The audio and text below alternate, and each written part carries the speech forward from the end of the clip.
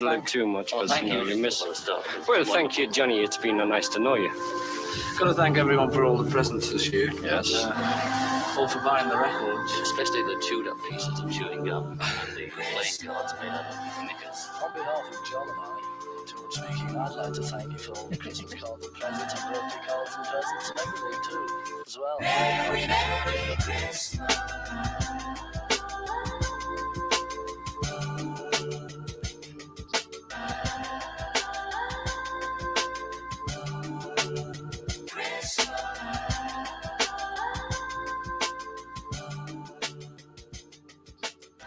All right, welcome back to the Piper Carter podcast. You are in the studio with Piper Carter, and happy Kwanzaa, everyone. I'm here with my co-hosts, Brittany, Deja, and now our NFT evangelist, Pilar Cote. Yes. So, how are you guys doing? Like, how's your week been? Who wants to start off? I guess I'll start. The week has been interesting. I feel like, do you guys feel like people are more in the holiday spirit or forcing it, or maybe it's just like work for me? I don't know. It feels like Christmas a little bit. I don't feel that yet, actually. It doesn't feel like Christmas to me quite yet. Not yet. Not yet. Even though it's 4 days away. Yeah. Mm-hmm. Today's the 21st. Yeah, I agree. I'm in the same boat as you. Yeah, I don't know if it's like the lack of snow or maybe it's like the lack of real Christmas spirit. Like I hear the Christmas songs everywhere, but it just doesn't feel like Christmas. I don't know. I had to like buy all my mechanics like Christmas gifts. Uh-huh. So like it felt like Christmas maybe because of that. And then I felt like that traumatizing feeling that you get when you're Christmas shopping, because I don't Christmas shop for people. I don't like do the whole, go out and lose your mind. But I still enjoy like, the nostalgia of it. But, I had to do like the Christmas shopping. So I was like frantic a little bit and in the mall. So like it felt like Christmas a little bit. You know what I mean? So, and then before the show, Piper, we'll get into that in a little bit, her Christmas music. But oh yeah. Deja, how has your week been? My week has been pretty okay. Yeah. Caught up on some much needed rest over the weekend.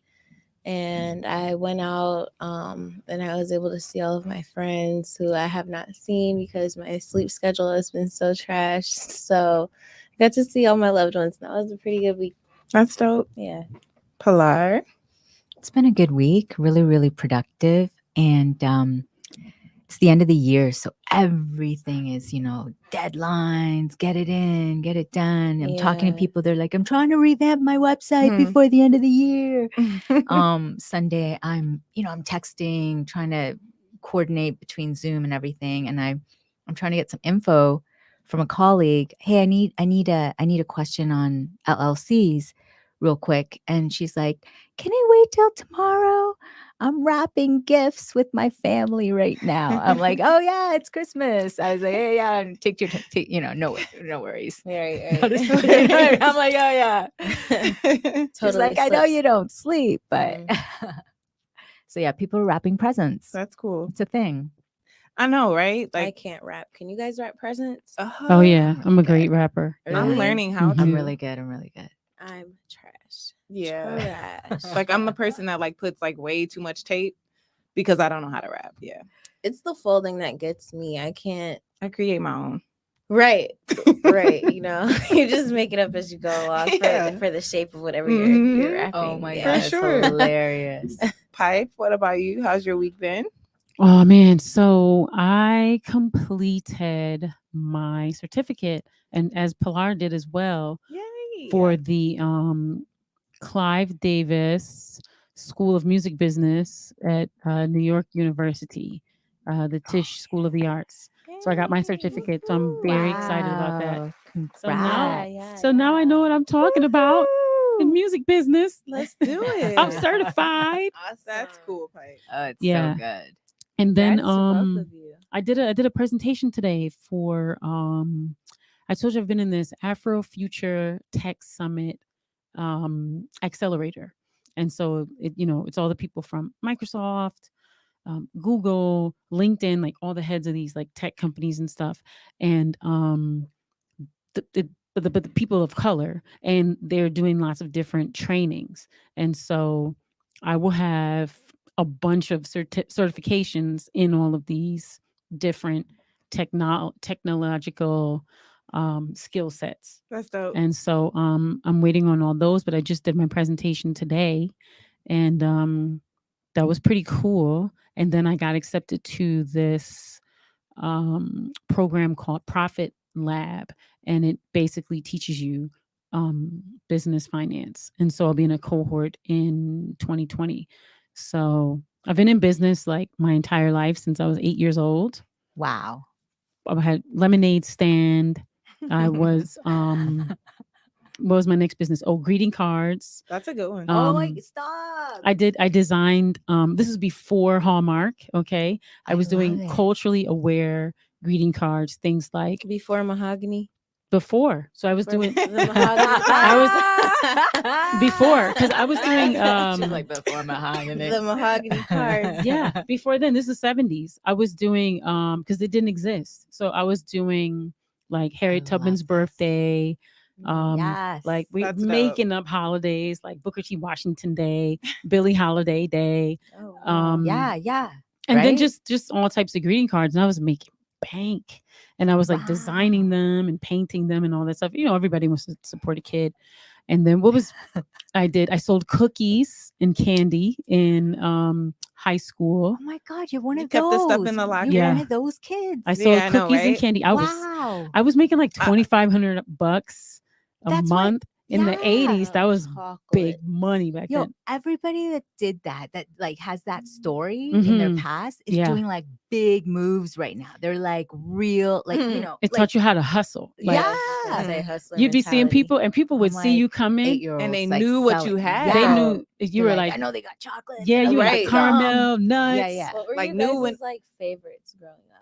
of candy. Yeah. Candy. Oh. Like Oh, no, that like the kids used to sell for like fundraisers or like just to make No, I was the one selling it. I never ate it.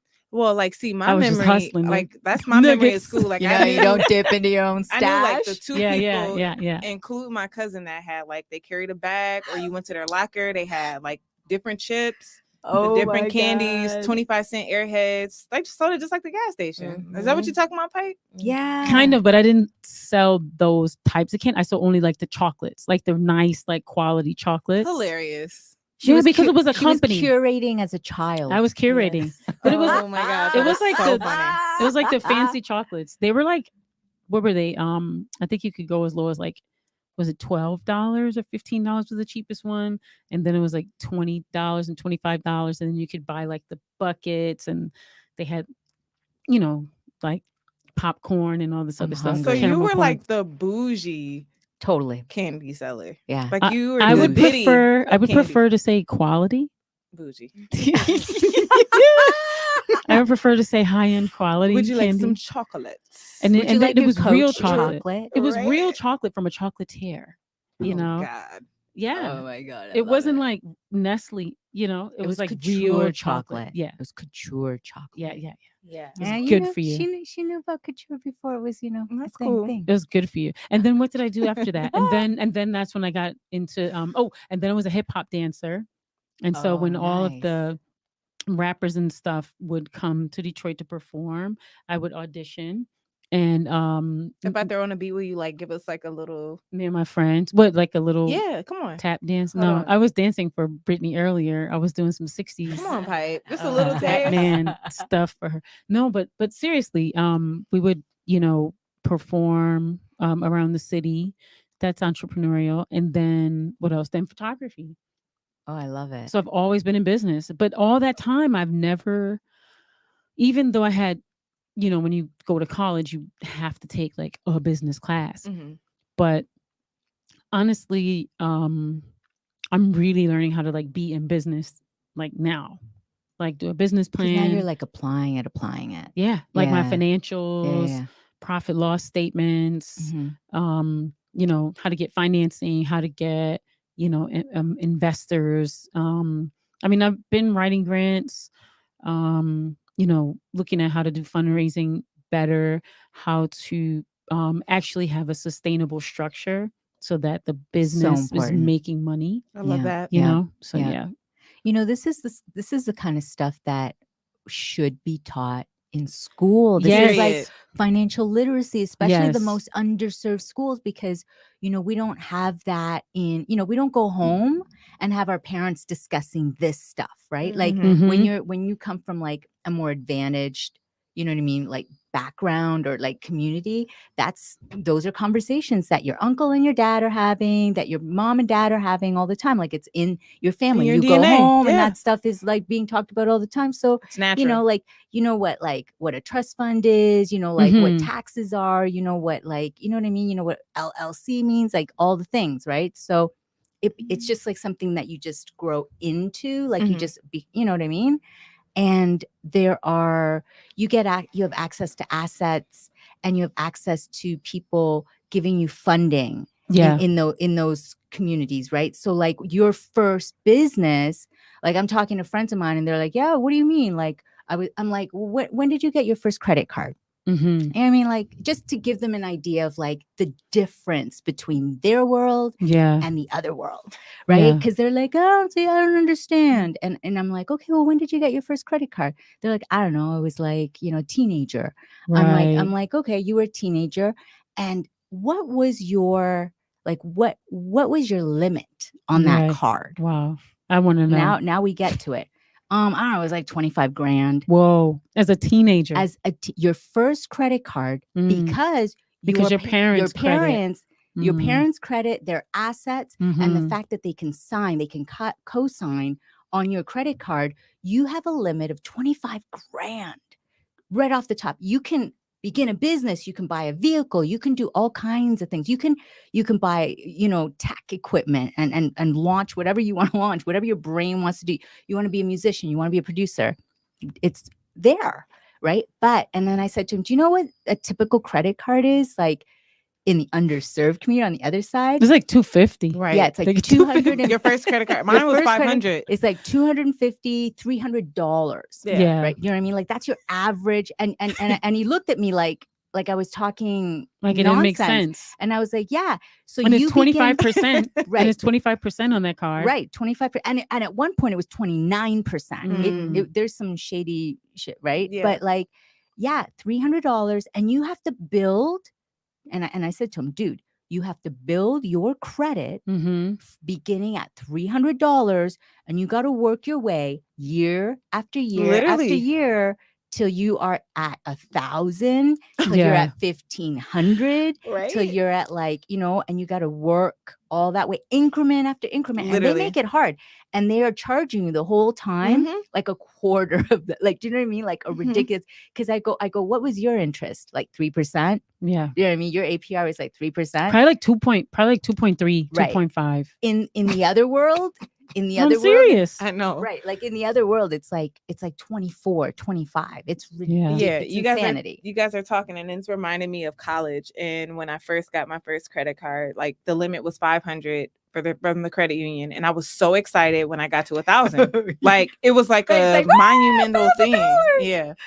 So yeah, It's crazy. yeah, it's funny. Crazy. I always also say that I don't want to like snowball too much, but I don't think they understand, because the first word that's used is privilege, and I think people they get turned off. Yeah, they get turned off by What the word privilege. privilege?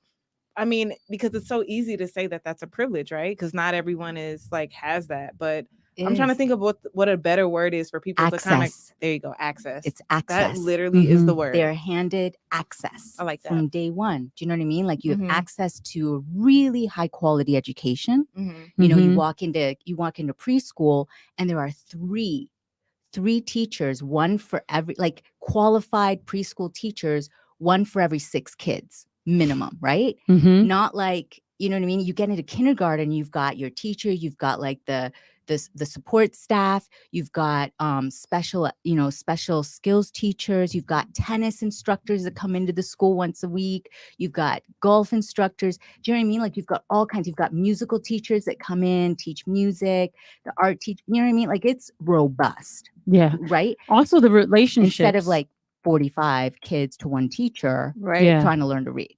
But also the relationships, because that's one of the values of like going to college or doing an internship or like working at a certain place. Like Yeah. the relationships that you develop, that's the part, they tell you, oh, you get a great education, but you're also getting this access, because I learned that going to Howard, just all the relationships that are there. Right.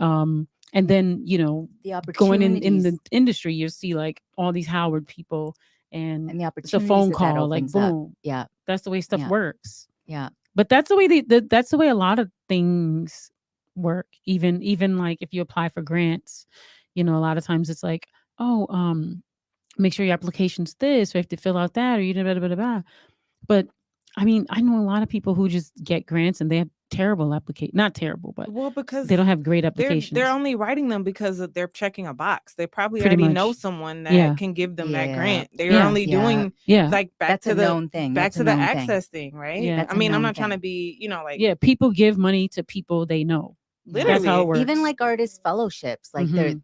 the people making those decisions know, like the artists getting those fellowships are all their friends. Like, we know this. Do you know what I mean? It's like, are you applying to that? Like, no, none of those people are my friends. I'm not gonna, you know what I mean? It's just like a wasted, Mhm. month of like writing and preparing. Yeah. Mhm, mhm. There needs to be more policy in place for sure for like grant receiving and grant writing, and I think there's room for more policy, because I don't understand people who like take their time, they write these grants, they follow all the rules, and then year after year the same people seem to get them.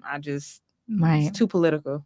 Well, I think also too, what I appreciate, one of the programs I'm going through, Operation Hope, John Hope Bryant created his program so that underserved communities could learn financial literacy. Yeah. So it's his important. program is small business development, financial literacy, home ownership, and like credit money management.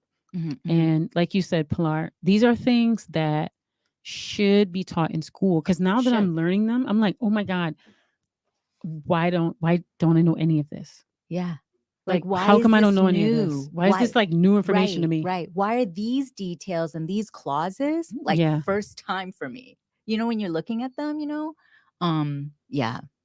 There's speaking of people trying to make a difference, there's a gentleman, William, he's like a hedge fund guy, and he created an academy, and it's called Wall Street Wizards Academy. And so he teaches like all these underprivileged, like, kids of color, not only financial literacy, but like all, crypto, finance, like investments, like the whole shebang. And so like, I love that. I think it's critical. I think it's really important. And I think that the more that we do it, as well as the more people of color that get on boards. So boards are really, really important, because boards of organizations, boards of institutions, boards of nonprofits, they make decisions, even like cultural institutions. Do you know what I mean? They're the ones making decisions. And when you don't have any people of color on there, it affects, right? Like it affects access, it affects programming, it affects funding big time. And even just making sure that certain people, even like you said, hear about the certain communities, even hear about opportunities. Yes. Right. Because it'd be very insular. Proliferated. Yeah. It's not proliferated like across the board, like it just anywhere, everywhere. That's so true. Yeah, it's like held in like closed quarters. That kind of thing. Yeah, it's like limited. That's real. Limited promotion. Yeah. There was a number I came across earlier this year, and it's just significant, because in the First Nations community, in the Indigenous communities, the chances of them getting like funding, like nonprofit funding, is something like 2.3 or 2.5%. It is so egregious, like it's so outrageous, because there is always this weird stipulation that wants that expects verification. Like you've got to have all this verification. It's like, well, if I've never done anything, right? What can I verify? Do you know what I mean? Like there's like this really bizarro thing, and it's been cutting off their funding, because of like Mm. these weird clauses that are in there. It's like, give me proof. Do you know what I mean? Right. And it's Like just, when you what say proof? What verification, like you proof? What- mean like they want like Yeah. DNA tests that there is like native blood running in their No, veins, proof or- of like that you have a track record, that you've done things. Like, give me numbers and Okay. metrics of things you've done. And it's like, but in my world, we don't have running water. Like, what metrics can I offer you? Right. I Do you know understand what I what you're mean? You know what I'm saying. saying? Like, if I've done nothing, do you know what I mean? Like, if a person has done nothing and they have no access, what can they show you that they've done? And that's what's so weird about like these funding schemes, right? That it's just like, well, who has done stuff? Well, the people with the parents with Mhm. money and access, and that they've had access all this time. Well, they've done all kinds of things in their lives. They've been a part of all kinds of things. Do you know what I mean? Like, my aunt or my uncle or like, so-and-so's dad, got me my first job and got like Yeah. this and did this Yeah. and hooked up. And of course you've got like numbers and tangible things, and you know what I mean? It doesn't mean that like none of these people are talented, because right, the other argument they'll say, well, I worked hard, I studied, I did this, but it's like you still had access though, like, and to Right. not acknowledge that is one thing. And I think on the other end you have to acknowledge too, right? Okay, yeah, people who have access also are talented. Just because you have access doesn't mean you're dumb, right? Or just because you have access doesn't mean you don't deserve to be where you are. But It's just that it was paved. Yeah, for right. sure. And there has to be like that recognition of, it was much easier for me than like for people who have to like, like the difference between men and women. Do you know what I mean? Like, a woman has to work 10, 20 times harder to attain the same level of wealth. Yeah, Mhm. You for know what I'm sure. saying? Like, it's just, it is what it is, Mhm. I think also too, man, we're getting ahead of ourselves, I but know. maybe we'll just We'll speak circle- about this and then we'll Yeah, go back. But yeah. that makes me think, because we had a conversation last week and we said we were going to continue it this week. And it's basically, when I first heard of crypto, which was like 2012, the way in which it was introduced to me was that it would disrupt capitalism, and it would disrupt the way in which we our relationship with like transaction, our relationship with the way we deal with money, or even just the way we do exchange, and that it would, shift culture. But something that I see is that the corporations and the capitalists are now in this world. And so I'm wondering, from maybe like your perspective, how can, I guess, those original values be maintained and upheld within like the crypto NFT world? Right. So I think that the ecosystem itself and the perspective and the reasons for creating the blockchain, and that sort of thing, has all the right things, right? It's about decentralization. It's about not controlling and hoarding information, not controlling and hoarding, all the things, right? It's about access, right? And transparency, which is not generally what you see in the capitalist system, right? There's no transparency. Like, and by transparency, for people who don't understand that, it's like all of us being able to see what you're up to, what your company is up to. It's usually pretty guarded, right? And you don't know what anybody's doing until maybe you see something like an oil spill in the Gulf of Mexico. Very true. You're like, oh my God, things have gone really offside over there. You know what I mean? Mm-hmm.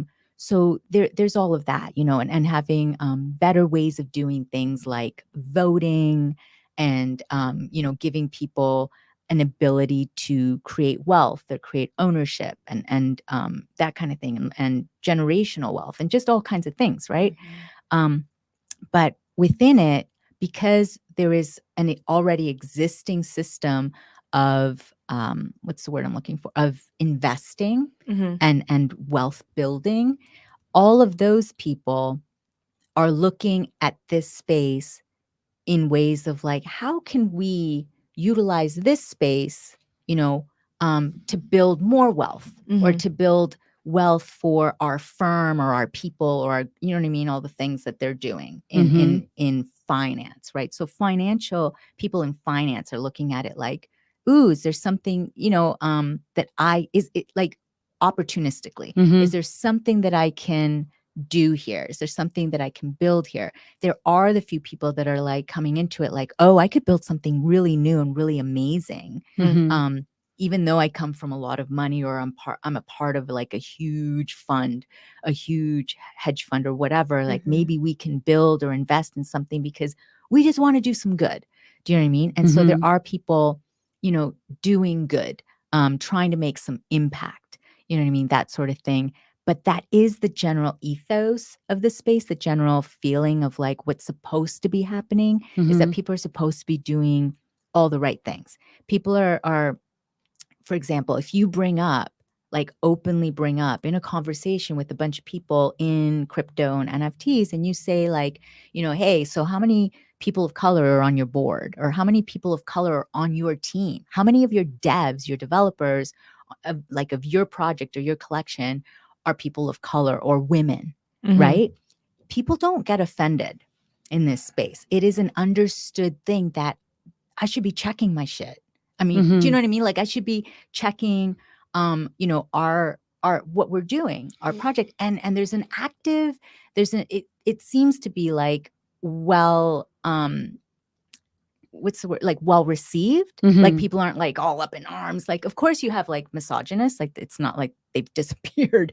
Do you know what I mean? Of course they're there, but generally it's pretty well received. And people, if they haven't thought of it consciously, they're not upset that you've brought it up. Do you know what I mean? And they're like, you know what?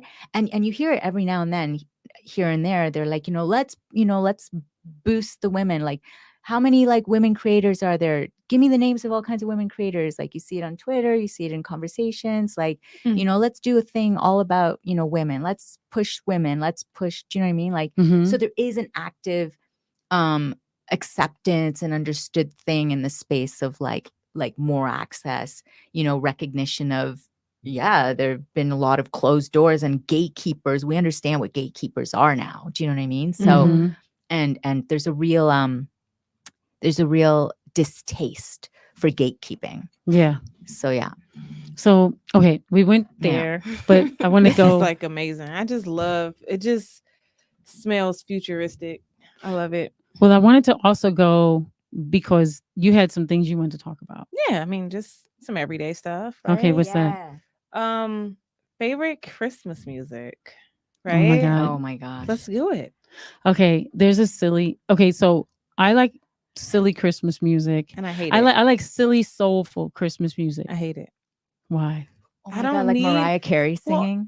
Okay, so Even Mariah sillier. Carey, the song, couple songs that Kari played when he was here, right? But I don't need renditions of Jingle Bells and Frosty the Snowman. Like, give me just like original soul Christmas songs. Like, I don't need it to be like, oh yeah, this is the black version. Didn't of this the song. Jacksons You mean like cover Barry Frosty? White? I was about to I say, don't didn't need- they cover Frosty the Snowman? Who? I know they did. I saw Mommy Who? Kissing Santa Claus. The You don't Jackson like that 5. one? Oh yeah, the Jackson. Okay, I'll 5. take that Yeah, one. yeah. I do like that. What about that Barry Jackson White Five. though? Did Barry White do anything? Does everybody Yeah. roll out Barry White forever? Yeah. Barry White has a whole Christmas situation happening. Okay, I'll Hello, take a can I little get- bit of that, but please. I like Motown though, and all the Motown artists have done at least one Christmas album. Oh my I God, think- I do I not think need it. so. But I think I've seen it. like funk, soul, and all that James Brown. James Brown Now has that like James hundreds. Brown you Yeah, were I was playing gonna say. was amazing. He's didn't got play- hundreds. That was like someone that felt like James Brown. Oh, That wasn't James. that Brown. wasn't James Brown. No, Oh, that was great. yeah, and I like the instrumentals. Like there's some really great. I want to play them, but I don't want the Santa Claus algorithm goes to straight to the cut my ghetto. show but off. that was so good. There was like six. It was like 6 songs of like James Brown, like Merry Christmas. Yeah. Wait, you Oh, got it wasn't James Brown, but somebody that like. Yeah, funky Christmas, was great. funky, soulful, jazzy Christmas. Mhm. Have a Yeah, James it's fun. Brown But vibe. we need some Kwanzaa songs, and we need some Kwanzaa. solstice, some winter solstice, and Oh summer my God, That's a solstice. winter good one. solstice. Yeah, Yeah. today's the winter solstice. Yeah, Everyone winter has to make solstice. their All right, but I gotta get everybody's favorite Christmas song their first. wishes and their dreams and their Deja, what is your favorite Christmas song? My favorite. Oh, I know. It's this Tony Braxton song. It's called Santa Please. Sing it. Mm-mm. Santa, please. I'm not Do you gonna think do we'll get in that. trouble if I like try to just find this? Oh no! You Play can- just like 2-3 seconds. Maybe we're gonna catch you. Tamar Braxton is on background vocals. It Ooh. came out in Hey. like 2001. like her. My mom plays it every I year like we her. open presents. Yeah, Okay. Good. she's interesting. Present opening. After this YouTube ad. Tony Braxton. But I love so much. So R&B-zy. Her is ex-husband an was in mint original. condition, and I feel like if I remember correctly, he had a part in producing this entire album. Okay. See, I can dig this. I don't want to get in trouble, but see, that's original. that's That's good. not like Santa Claus. Oh, yeah. But she didn't get into it yet. You never know. She might be. You're right. She might start singing about Frosty. Oh my The first god. word is literally Santa. Hilarious. But yeah, what is your favorite song, Piper? I just love I love all these soulful Christmas songs. They're so funny. There's this one that I want to play. Wait, this song is hilarious to me. I like to play jokey songs because Oh my gosh. they make me laugh. You would be fun Isn't at there like a rap taco Gibbs Squid. Christmas song? Is there a There's, taco Christmas is song there? or something? There's a taco Christmas song. Taco a Christmas fiesta song? Christmas song or something? see. Or am I crazy? No, I let's feel like see. I heard something like that A before. taco Christmas song. Like kids. I'm Well, making okay, tacos for Christmas. The which is funniest bitter tacos. Christmas song that I played There is a today taco was Christmas Santa song. Fly. Santa fly. I'm Santa fly. Santa Fly.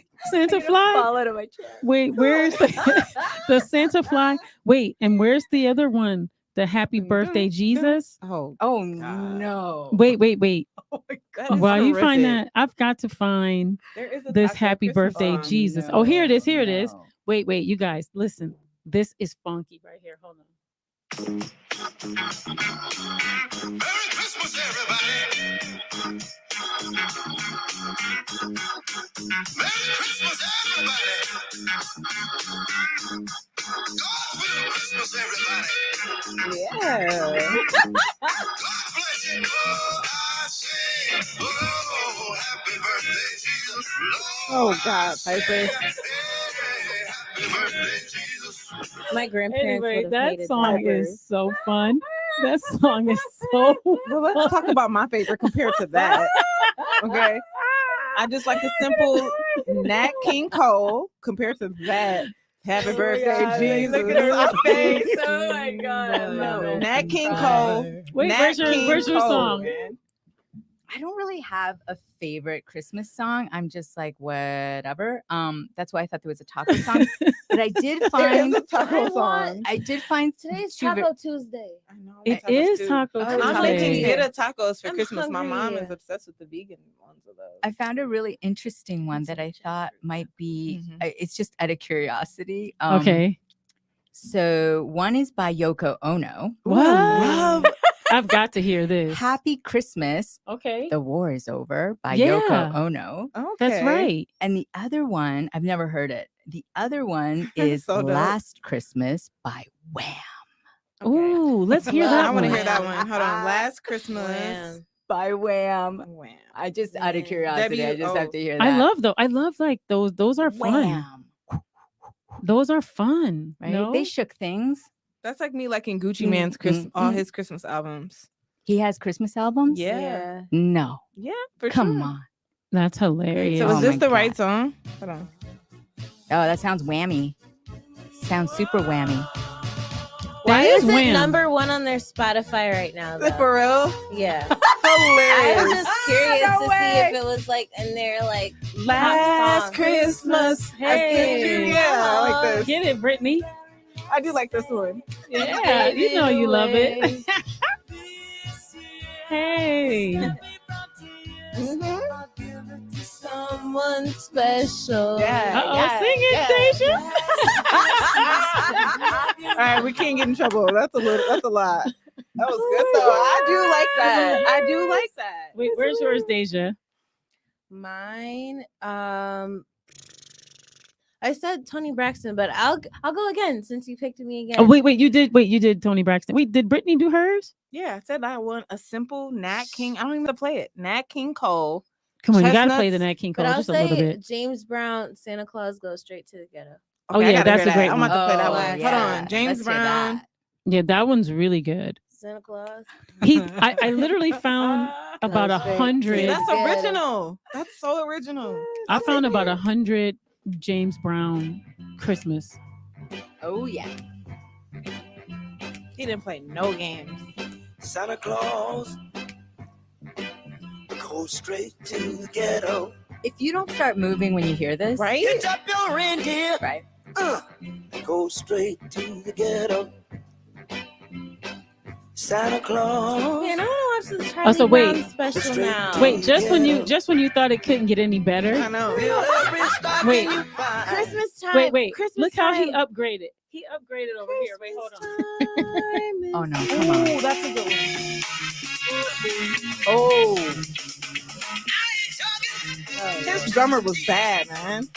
People like you, they don't go on trees. Look at you. That's what it's gonna be. Have everything I need around my sofa Christmas tree. Right? Merry Christmas. Happy New Year. Ooh. I love you. Have a chair. Yep. I love you. Okay, that's enough of that. was nice. That one's really good. So good. So Have good. to mention So the good. Vince Guaraldi trio. Christmas time is here. Which one? I love Vince that. Guaraldi from Charlie Brown. What was the one you were just singing? Oh, I yes. love that. Come on, you have to play Oh my that. God, I love that Sing it, Deja. one. What is that? Christmas time? I need to add some of these Wait, tunes what is, to my collection. Jessica said, I remember Last Christmas by Wham. Yes. Wait, sing it, Deja. That's all I know. My mom knows it. That's a great That's one. a That's our beautiful thing. I'm one. finding That's it our right now. thing. Yeah. YouTube commercial. That one makes me like my heart melt and That's I want to Christmas. cry. That feels like Christmas. Yeah. And That's it's when you're original. doing the tree. It's original. It's not like Oh, wait. What about this other one? Wait, we gotta It's hear what Christmas it is. time by I sent this one out Feliz today. Navidad. wait. What? We gotta hear a little bit of this. Feliz Which one? Navidad. The Vince Guaraldi trio. This is a beautiful. You're gonna make me cry. Oh, that piano. It's my heart. Just the texture. It is so true. Oh yeah. The It's layered in Christmas, right? the violin and the bass. Everything. I just Mhm. I can visually see like the picture panning in the Charlie Brown special as it like rained or snowed, and it was just like the Christmas lights and like the bare trees. It's the Mm. upright Like, I bass. remember, yeah. That upright bass is so I want to go watch the whispery. special, guys. I want to. It's This just- I'm gonna go this home feels and stay up really late good. to watch it. You should loop I this, love Deja. Charlie Brown. This is fire. Don't Hilarious. inspire me, Brittany. I'm sorry. Don't She's gonna put inspire a Dilla me. beat under it. Man, this is crazy funky. You can get a lot out of this. No, I'm Get gonna a make face. it Oh, you could very get a lot out of this. soft. Yeah, I'm you gonna keep it could. soft. Good.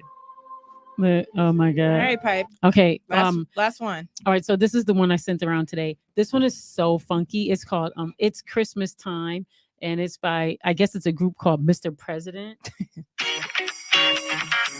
I like this one. Good beat.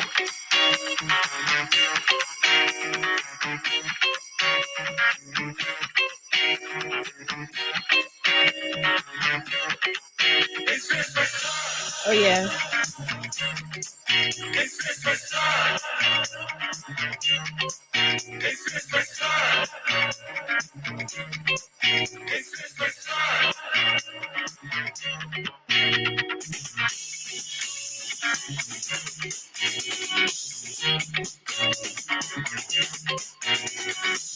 I was waiting for them to get those horns in there.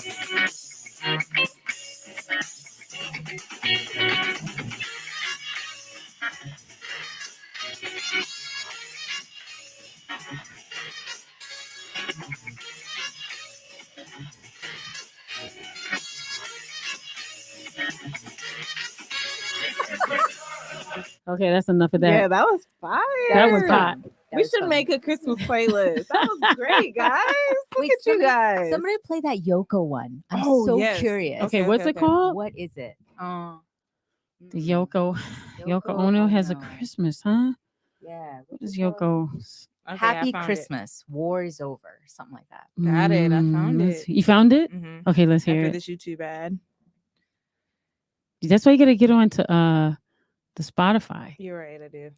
I'm an old lady. I had it for a while. I had it for a second too, and then I'm like, Then you had enough. Is this it? Oh, I love this. Are you kidding me? This is a classic too. Oh, I love this. yeah. Remember this? yeah, I do remember this. Oh, my Yes. This is from when I was little. God. I love it. Yes, yes, This is yes. This is it. Wow. Shouts out to Rania Soul, DJ, music producer. I see you on here. Woo. I see Jessica Hernandez is on here. Jessica. And a happy new year. Love Ooh, I love this it. song. Me too. It reminds me of being a kid. Yeah, this is nostalgic for real. Yeah. And then he go up the octave, right? And you're like,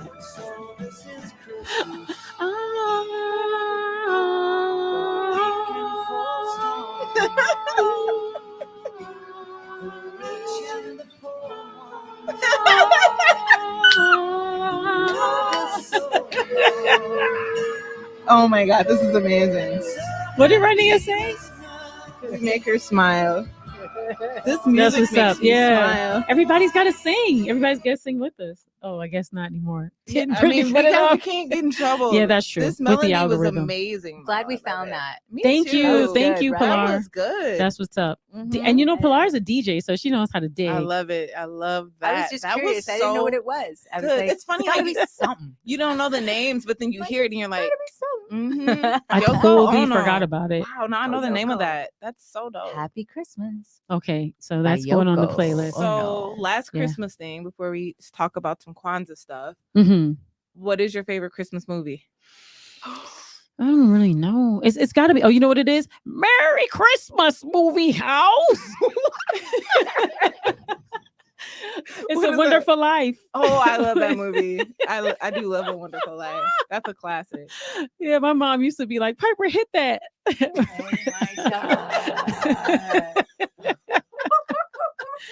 That's my jam. Remember when he was in the bank? Oh, man. Oh my God. I haven't actually watched A Wonderful Life in a really, really, really, really long time. Like a long time. He was such a grumpy face, but I love that movie. I That like movie is awesome. A Christmas Story for me. Like I love that. Oh yeah, A Christmas Story. Oh my God. What's your favorite part? When he beats the kid's ass. Oh, you're abusive. Are you kidding me? When he's like ho ho ho and he kicks him in the face with the boot no, when and he like knocks him down the, No. the slide. No, when he's like Face on first. top of the kid with his glasses off, just punching the kid. Oh, the other kid. Yeah. And what about no? I know everyone loves the part with when he stuck his tongue to the pole. That's like the number one. Yeah. Oh my gosh. Or That what about one. when he had the leg lamp and the wife broke? Oh yeah. And what about when he got the package and he was like fragile? That movie is so funny. Like to this day, like on cue funny. Like But what about the teacher? Remember when he had a dream that he got like all A's and she was dancing around A plus. Yeah, that's my movie, Yeah, I right? love you can that tell I movie. love It is. that It's a movie. good yeah, I one. love It's a that good movie. It's a one. good It's a one. legit I good love one. Home Alone for me, you know, 90s. Yeah. That's a great Home one. Alone. Love Home Alone. Can you guys think of any other ones? That I you love Alf. Oh my my God. Yeah, Alf. Right? It is Eating such a the classic. spaghetti. I know. Classic. What did Rania say? Which one is your favorite, Rania? The Christmas Story? Is that the one you're saying? Can folks put in the chat your favorite? Yeah, please in the chat. We gotta see what are you guys' favorite Christmas films? Yeah, there's some good ones. There's some good ones, right? Yeah. Oh wait, isn't one of those? Wait, what film is that? That's like Ghostbusters. Ghostbusters Oh, is yeah, Christmas. That's a Ghostbusters. Christmas movie, right? I haven't seen that 'Cause one it in happens a really long around time. Around Christmas. Christmas. I like movies like Yeah, that. yeah, Mhm. yeah. Me too. Oh yeah, Christmas Story and Home Alone. Yeah. Yeah. And you know what else is a Christmas? You got The my one cheeks the one with hurting. with the building and it blew up. Oh my God. Not no, the building didn't blow up. With what's his name? In the 80s. Yeah. And they did like Bruce Willis. Yeah, they did like 4 Oh, of Die them. Hard. Die Hard. Yeah. I love Die Hard is Oh dope. my It's god, so good. I Die just Hard is saw dope. that movie the other week. Like, Did it blow your briefly. mind? Yeah, It's so fucked me up, good. to be honest. And you know what's crazy? What? So like a week after that, I was trying to go see Kruger Bang in Royal Oak, which is like a couple weeks ago. Anyway, I drove past the airport and there were like literally like 25 airplanes just hanging in the sky when I That's drove so past creepy. DTW, and I was like, what the fuck? I thought it was like stars, and I'm like, nah, Wow. there's That's nothing kind of else in the fascinating. sky. That They is could land? That's fascinating. really I fascinating. don't know what was going on. I don't know if they were all coming in at the same time, Oh, which they would were have trying been to figure it absurd. out. And then they were all like That's just Yeah. Hovering. there. And then like even when I got around to like Telegraph, so mind you, I'm like headed toward the city. But I like got around to Telegraph after I passed the airport, like after like those blue football things, and I was like, they were still over there, and I'm like, Wow.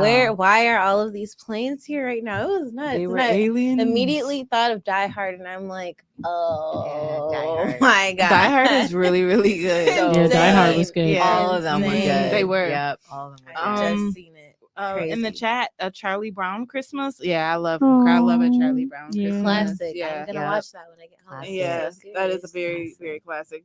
I just wanted to talk about that. I think that stuff is so fun. Like the time of the year, like the fact that it comes with like music, it comes with like so much nostalgia. Like Mhm. I remember one of my favorite Christmas gifts was unwrapping an envelope and there were TLC tickets inside of it. Oh. And that was like my first concert. Like Christmas was such a huge TLC? thing. TLC. Yeah, Okay, my wait, first wait. concert. How old were you? 14, 15? No, not even like 8. You went to a concert? Yeah, fan mail. Wow. I know. Why? What was So your mom sad. thinking? No. Shoot, my mom She took liked me me to see too. Usher in 2001 for my I birthday. was 15 and my mom wouldn't let me go to a concert. She was like, What? "No, you are not going. You're a Six. child." What was your first concert?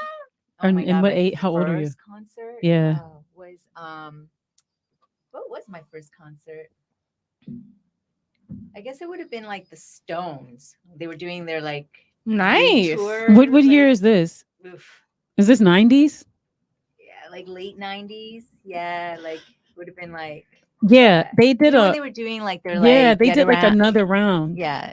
Oh, yeah, you I guys got don't to see remember them. that. I was I like, look at Deja. I was like, I'll probably never get to, see the Stones. Like this would be my only opportunity to ever see. You know, when those Mhm. bands Yeah. come around, you're like, Yeah. this is the only opportunity. This is Of it. course, Like, yeah. if I don't see them now, that's it. I will never. They'll be Yeah. dead. Like I'll never Yeah. see them. Right. I always take those like, yeah. what if this is my only chance to see them? Yeah. No, I my don't first miss a concert was Michael Jackson. Lucky ass. I was Wow. 14 and I passed Did out. you paint? I was gonna ask. You're one of those. I What fainted. tour? What was he? That was like right after Thriller and before Bad.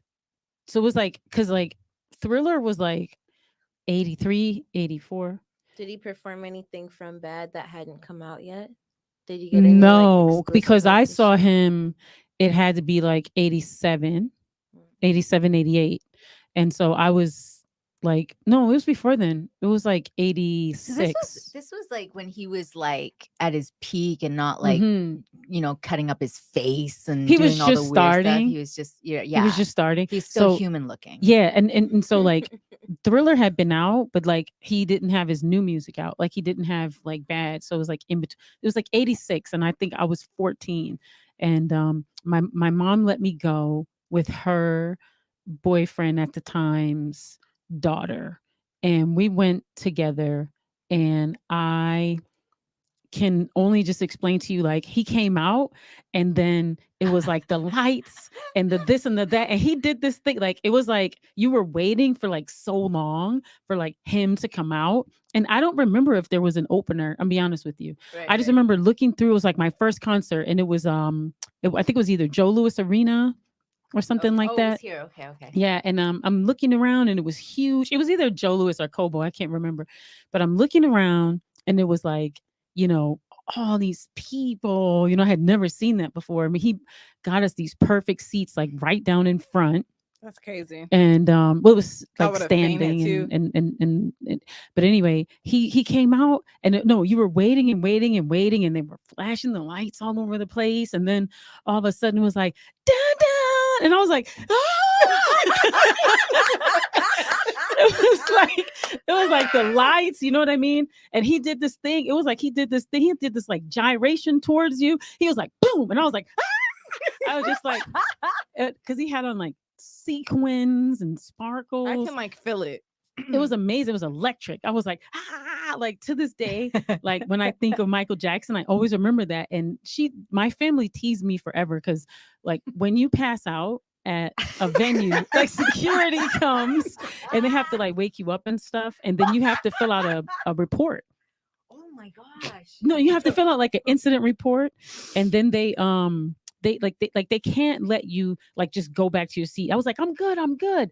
They can't, and plus you're a kid, so it's like you have to another level of you have to go back there, and then they have to make sure you're okay, and they have to like contact your parents and all this stuff. And I was like, oh my God. It was like a thing. Do they have to reach your parents or just reach out to your parents? No, they have to reach your parents. Oh my God. And then like my mom had to come. My mom was pissed. Oh my God. My mom was like, you can't handle Michael Jackson. Girl, literally, let my child pass out. I'll be like, for real. But I stood with security while I waited for my mom, and I was just like jamming. I was like, I was just like jamming. Yo. They were like, they were like, you should go home. I was like, I don't want to go home. I just want to go home. I want to be here. They were like, you got to go home. But it took my mom a minute. And that was before cell phone. So you had to like go to the office right to like go to a phone. Like a wired So you actually had to like leave. Right. I was back there like, like just yeah.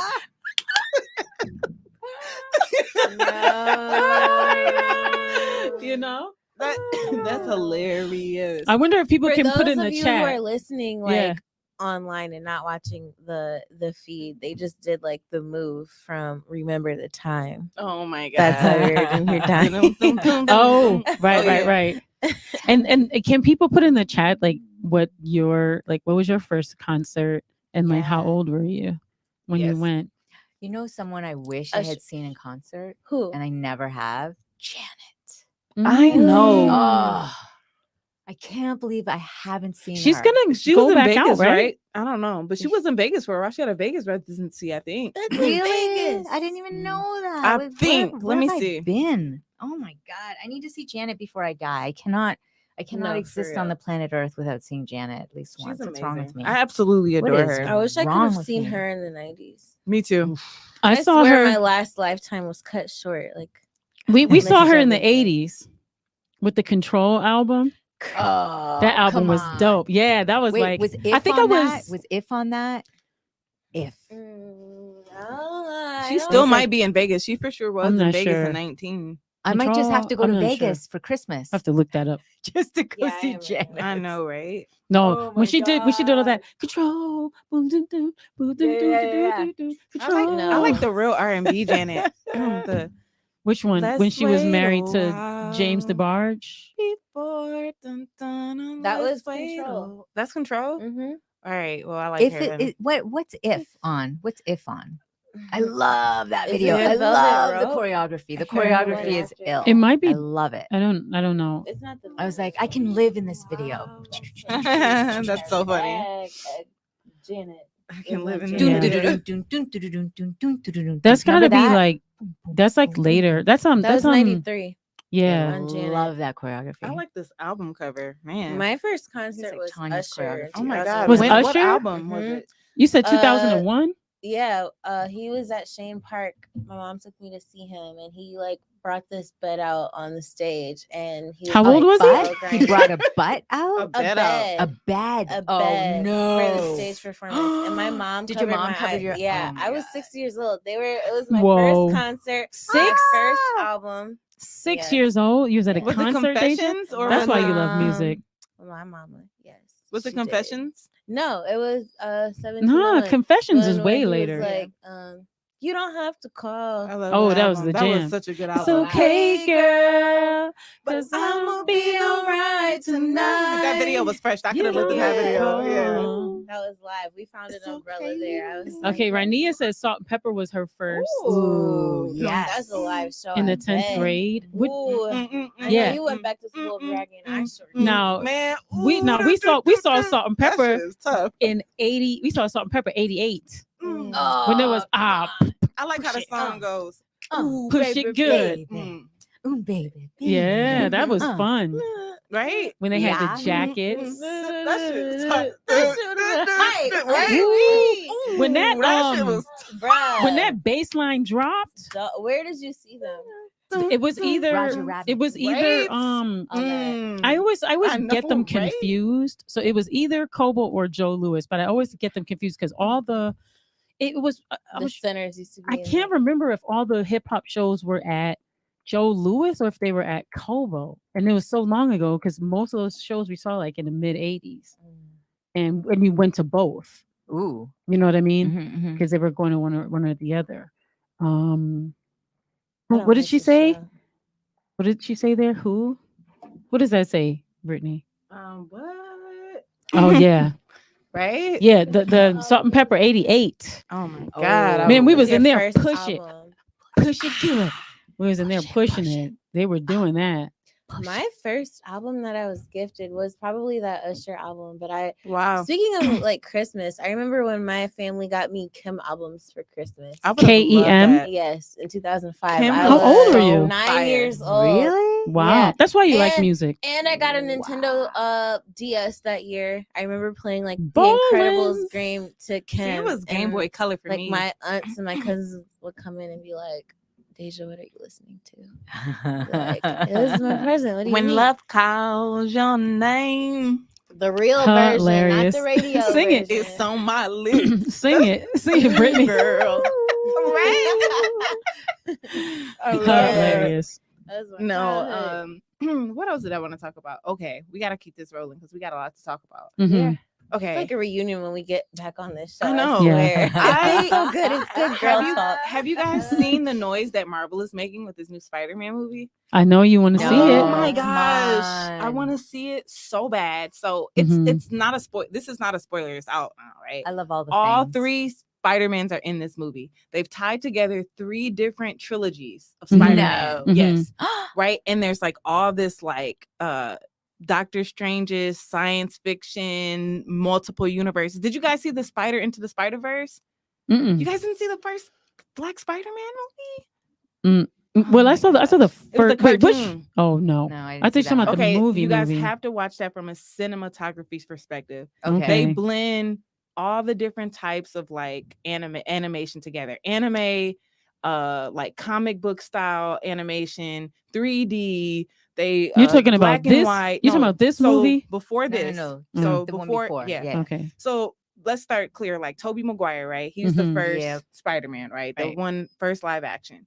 Then there's Andrew Garfield, which was the Amazing Spider-Man, right? Mhm. So then they started with Tom. The third one is Tom Holland. So they basically restarted it because there was like this whole like Sony, Marvel, right?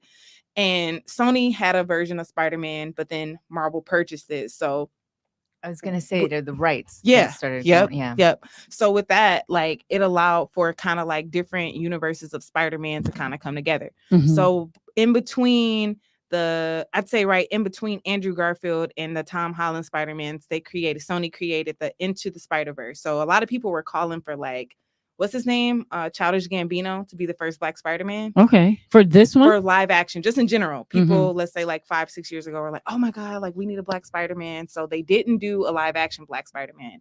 They did an animated version of it, which when it first dropped, people were like, oh, why does the Black one have to be animated? But as far as Turns like out. it's one of the top animation movies ever, right? Mhm, Like literally, mhm, like mhm. it's probably going to be studied. It was so phenomenal. Okay. So from that, they realized that people were digging the different universes, like the multiverses of like, let's just say like they're being alternate universes, basically, right? Mhm. So with that, this new movie, they do kind of like a live action of multiple universes, and that's how they're able to get back all three Spider-Mans, right? So Ooh. depending on what age group, right? My age group is Tom Holland. Deja's is probably more like Andrew Garfield, and then like the new age kids, like that are like a little bit younger than Deja, are the Tom Holland. Right. So you get all three, and not to mention MJ is Zendaya, right? Who's amazing. Who doesn't love her? I'm just so excited for this movie. I hear it's not cheesy. It's perfect. It's amazing. I I'm wanna go see obsessed. it. Me too. I wanna go Like see I it. am so excited. We're So gonna have and to it comes review out tomorrow. No, it's already out. It's been it had a great box office weekend. It came out last Friday. Okay. So Are people going to the theater? yeah, they are. Mhm. Ooh. Yeah, like it was sold out like weeks like in Whoa. advance, right? Yeah. Ooh. Super excited about that. So when I see it, I'll have to tell you guys about how it was. But you're going to the drive-in, right? yeah, that's what I plan to do Yeah. tomorrow, I guess. Okay. So, yeah. Tomorrow's a good day. I mean, you Ooh, know, back in the day, drive-in. I know, right? all these Yeah. good movies came out during Christmas time. That was the time to bring out your movie. Remember, I think like Star Wars opened on Christmas, and you know, Oh, Jessica, tell us what your thoughts were. Rated on a scale of 1 to 10, Spider-Man. So Deja, the song we listened to today was from Bandcamp. And I got introduced to Bandcamp Piper through Jamal that came on here. What's his rap name? Buff One. Yes, Buff One. Mhm. I got introduced to Bandcamp through Buff One because he was telling us that's where he was releasing his project at the time he came on the show about a couple years ago. Yeah. And then Deja, you've extended my love of Bandcamp because that's where you put your albums. Mhm. And the Christmas song that we played today, before we started the podcast, came from Bandcamp. Deja, please give us your expertise on Bandcamp. And if you're a music lover, not free advertising for Bandcamp, but Yeah, it's a good ecosystem. I want you to talk about it. it is. I'm trying to pull up the stats right now just to get like the correct percentages. But basically, the thing about Bandcamp, for those of you who don't know, it is just like a hub where you can purchase music from independent artists or independent labels, merchandise, be it like vinyls, cassette tapes, CDs. One artist I really admire, he was selling like customized lighters at one point. Love it. People, yeah, with like random Get album it. covers on the lighters. Yeah, like a part of like a beat pack. So that was really cool. But yeah, people just use it to profit independently, really, because you don't get money from streaming services. Or YouTube, I mean, like after you have so many views and plays, you do, but streaming services really don't pay what they should. So Bandcamp is Not a even way close. for Yeah. people to get like, what they deserve, pretty much. Of course, Right. Bandcamp takes a percentage of their own, and then because they have to transfer it to your bank account, there's like a fee for Sure. that too. Overhead, But sure. yeah, it's a great platform. And then during the pandemic, well, since it started, they were doing like Bandcamp Fridays, which is where like I think like on the first Friday of the month, they would give full profit to every artist. So if you were to purchase something through Bandcamp to support an artist you'd like, be it a project or some Wow. merchandise or whatever, the artist would get 100% of the profit. Are they still doing that? Yeah, they had their last one of the year, I Wow. think like on the first Friday of December, or maybe even like the first Friday of November. Nice. They were doing it monthly, but now I'm not sure how they're gonna move doing it in 2022. Okay. But Mhm. being that the pandemic is still a thing, I hope that they do still show that support to artists, because it did help a lot. And then it feels good knowing like where your money is going, and that your money will help Yeah. like the person that has improved your life or your well-being, and however you receive their art, Mhm. that they will have something to sustain what they need to do to keep going, to keep creating stuff that you enjoy. And not even like from that selfish standpoint, but just just being able to help someone that you really care about, and just being able to put that in their pocket is really important, because too many people have their hands on your money before you get it in the world anyway. So it's just nice and to be able to get music. that directly. Super Yeah, gatekeepy. I love it. Super It reminds gatekeeperish. me of like SoundCloud, but I like that you can actually purchase the music that you listen to. And then Deja, Yeah. talk about the name your price. Yeah, so that's another thing too. Artists can name their own price, or labels too. Any creator on the platform, you can name the price for however you want to, for whatever you're releasing. Amazing. So it can even be donation based. You can set your price to 0, and then people can give you what they want to give you. I've gotten like $100 off of somebody donating to one of my projects that cost $7 because they liked me and appreciated what I did that That's much. so Amazing. dope. That's I love real it. love. Mhm. And then people give more than that too. Yeah, so it's just a great thing. And then you really get to see like who loves you, like who really Who appreciates your music? and Yeah. wants to like support it, genuinely support it. And that's Right. a really good feeling. Of course, times are hard for everybody. So I don't expect anybody to purchase my music. Like, there are ways to get around paying for music, but I just really appreciate it when those that do pay for it do. And then there's even like a message board for like projects where you can say like what your favorite track was, or what you liked about the album when you make the purchase. That's when you're Are able to people leave a responding to comment. your message board? They do. Sometimes Mhm. they'll tell me what their favorite song on my project was. I And only have what do two. they say? They'll be like, well, it gives you a space to say what your favorite track is, and then you can include a message, and then people will. I don't remember what people have commented on mine, if they even have, but I know like I get Instagram feedback, so that's good too. Yeah. Yeah. Bandcamp's really great. Yeah, I do put stuff on my SoundCloud, but not like I do on my Bandcamp. Now, so on your Bandcamp, are you like, okay, I'm going to put a project on my Bandcamp, and then I'm going to put experiments on my SoundCloud? Yeah, that was my mentality last year when I dropped my first project, or no, that was February. That was almost last year. Oh my. Wow, that's crazy. It's been a year since Piper made me drop that, you guys. That's crazy. Wow. That's crazy. How would she pressure me? But yeah, I didn't mean to pressure you. it was needed. Yes, she did. It was needed, and you definitely did. You definitely did. You definitely did, but it's all love. It's great. I'm so glad that you did. But dang, I don't even remember the question. Time is crazy. No, we're just talking about Bandcamp, so I think it's, we are a platform where we talk a lot like about hip hop, and we talk a lot about like the right hip hop being out there. We're getting into NFTs, which is access, right? It's allowing people to set their value. And I think Bandcamp is like right there, right? And it'd be cool to see Bandcamp think about NFTs, and to be honest with you, if they already haven't, right? So yeah, I just want you to share that every week. I'd like to get into some type of resource where we're discussing, like, where we're not talking about the radio and what the mainstream is playing, because I listened to Bandcamp all Saturday. And just like SoundCloud, it took me down a whole path, right? And then if I wanted to, I could stop at that moment and say, I'm going to buy this. Another love cool this. thing about Bandcamp is that, like, at least maybe as a creator, you can control how many times people can listen to your project love before that. it Oh, will wow. force them to pay for it.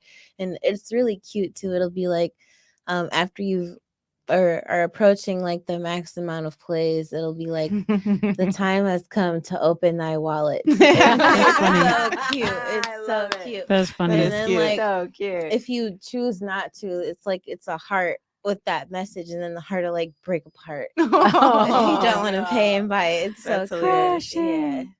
That's love funny. That's Yeah. funny though. It's Yeah, good. for sure. But I was gonna ask you, Pilar, so since Brittany brought up NFTs, how does audio work in that world? Because I know people will put like, I've seen artists putting their music videos and like visuals Mhm. in general on NFTs, but how does an audio track work in that world. Okay, people are talking about it in our chat too. This is good. Yeah, you have to you need an image because you need an image in there. Like you need something Correct. visual to be in there. But it can be anything. You could throw a photograph, you can throw whatever, your logo, it doesn't have to be a video.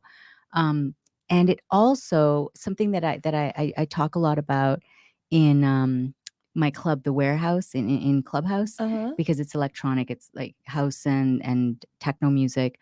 A lot of producers, regardless of the genre, we all have, all kinds of hard drives with music that's not going to go anywhere, right? Like pieces that got started, didn't, turn into anything, bits and pieces and all kinds of things, right? And so in this space, I was saying to a lot of people, like, you don't have to think in terms of, I have to put a whole song on there. I have to mint an entire song, or an entire track or an entire piece or composed whatever into an NFT. You could take bits. You could take 12-second clips.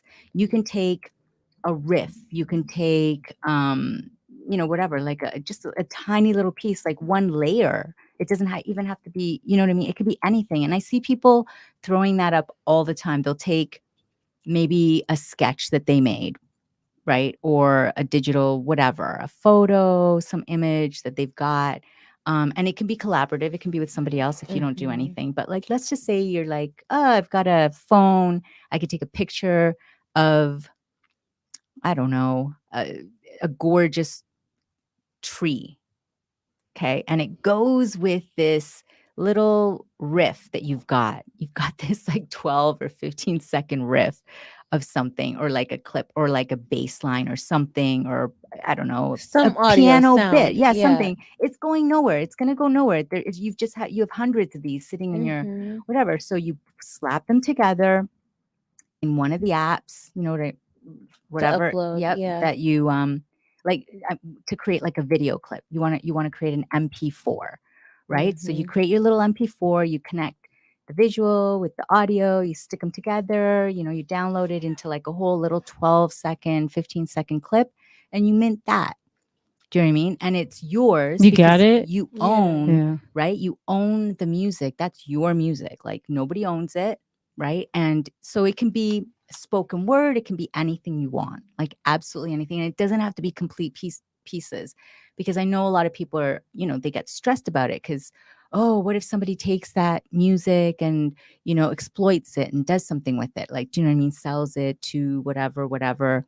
You don't have to worry about that. And if that is a thing, you can maybe, like, if you feel like it, you can add that you can factor that into the price. I was right? gonna ask, because wouldn't you just forfeit the right to the profit at that point? You can, and you can write in there like that you own the IP, like the IP comes with this.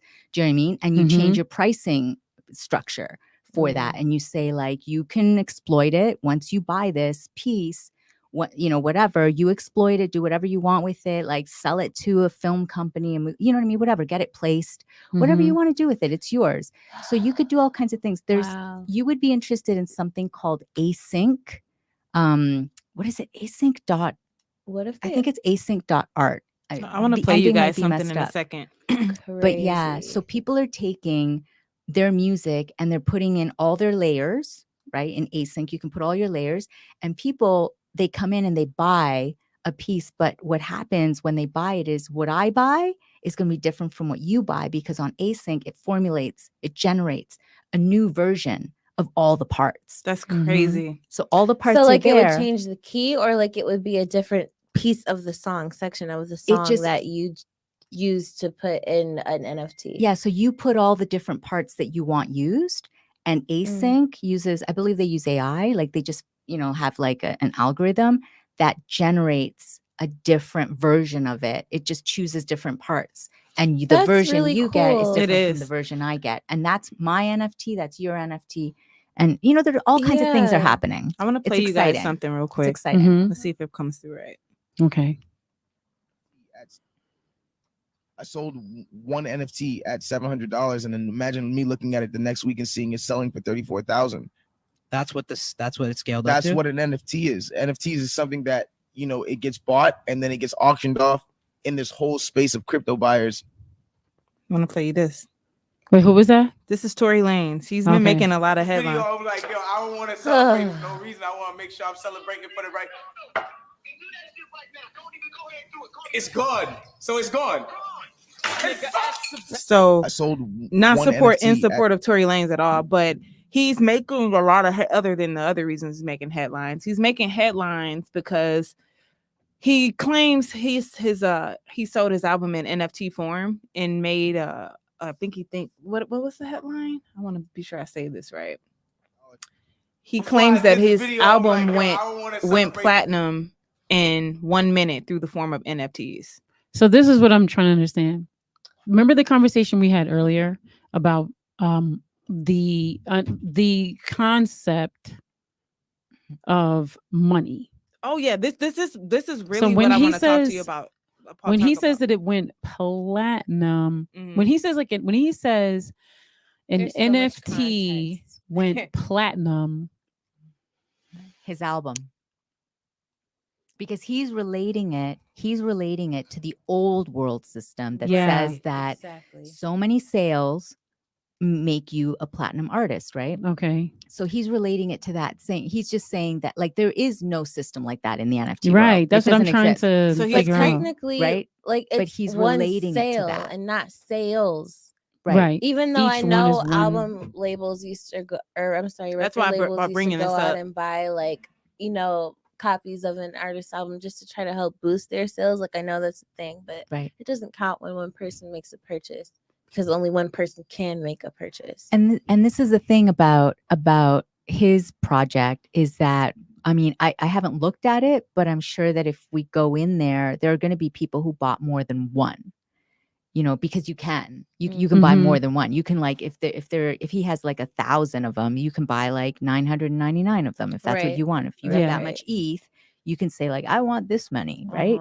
So, either way, those are considered in the old world system as still a sale, right? Yeah. They're not like, oh, one person bought, because like the old world system still has like, labels that will buy out a huge chunk of those records, right? To increase the Illusion. the illusion that Mhm. there's like a lot of stuff being sold. Right. Pilar, as we seems like we're jumping into our next conversation, which is going kind of you and Piper kind of giving us more dialogue as we introduce our perspective of NFTs and crypto and blockchain to people. But I want to read off a comment and I want some of your commentary.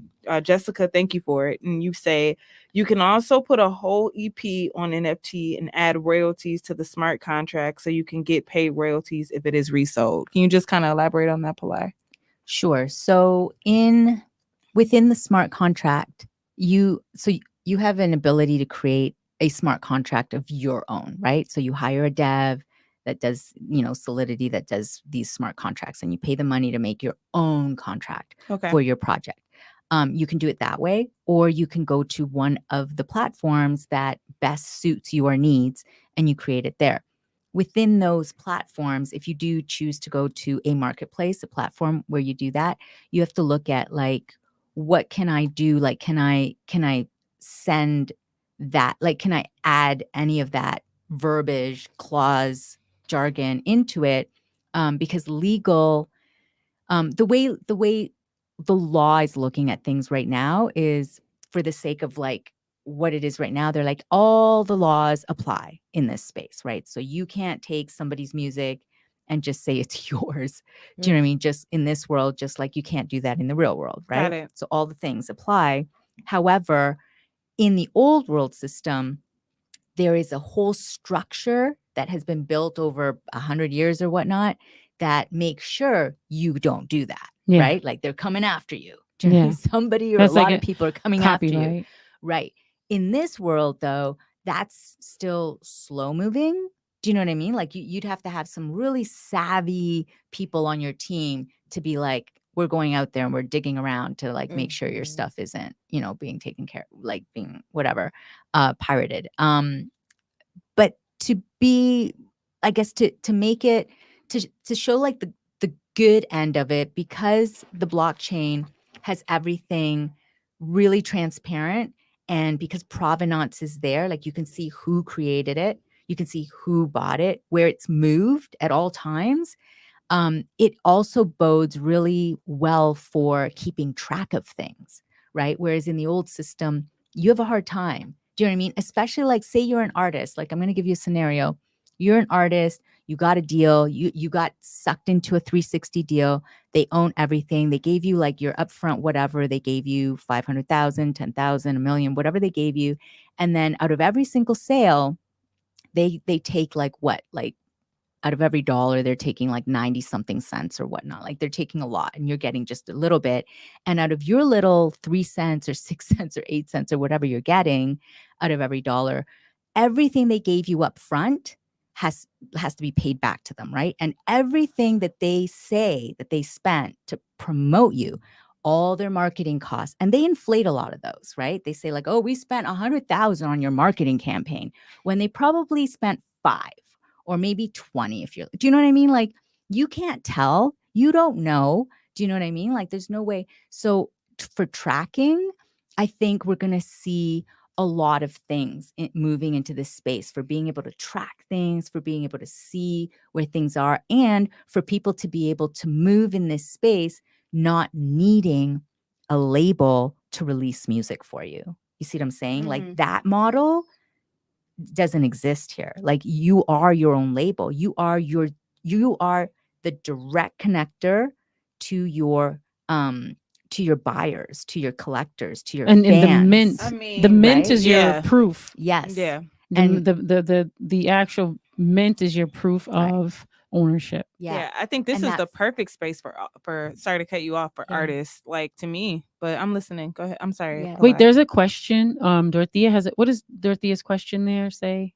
Oh wow. One sale can also equate to 1 million sales if you outline it in the descriptions.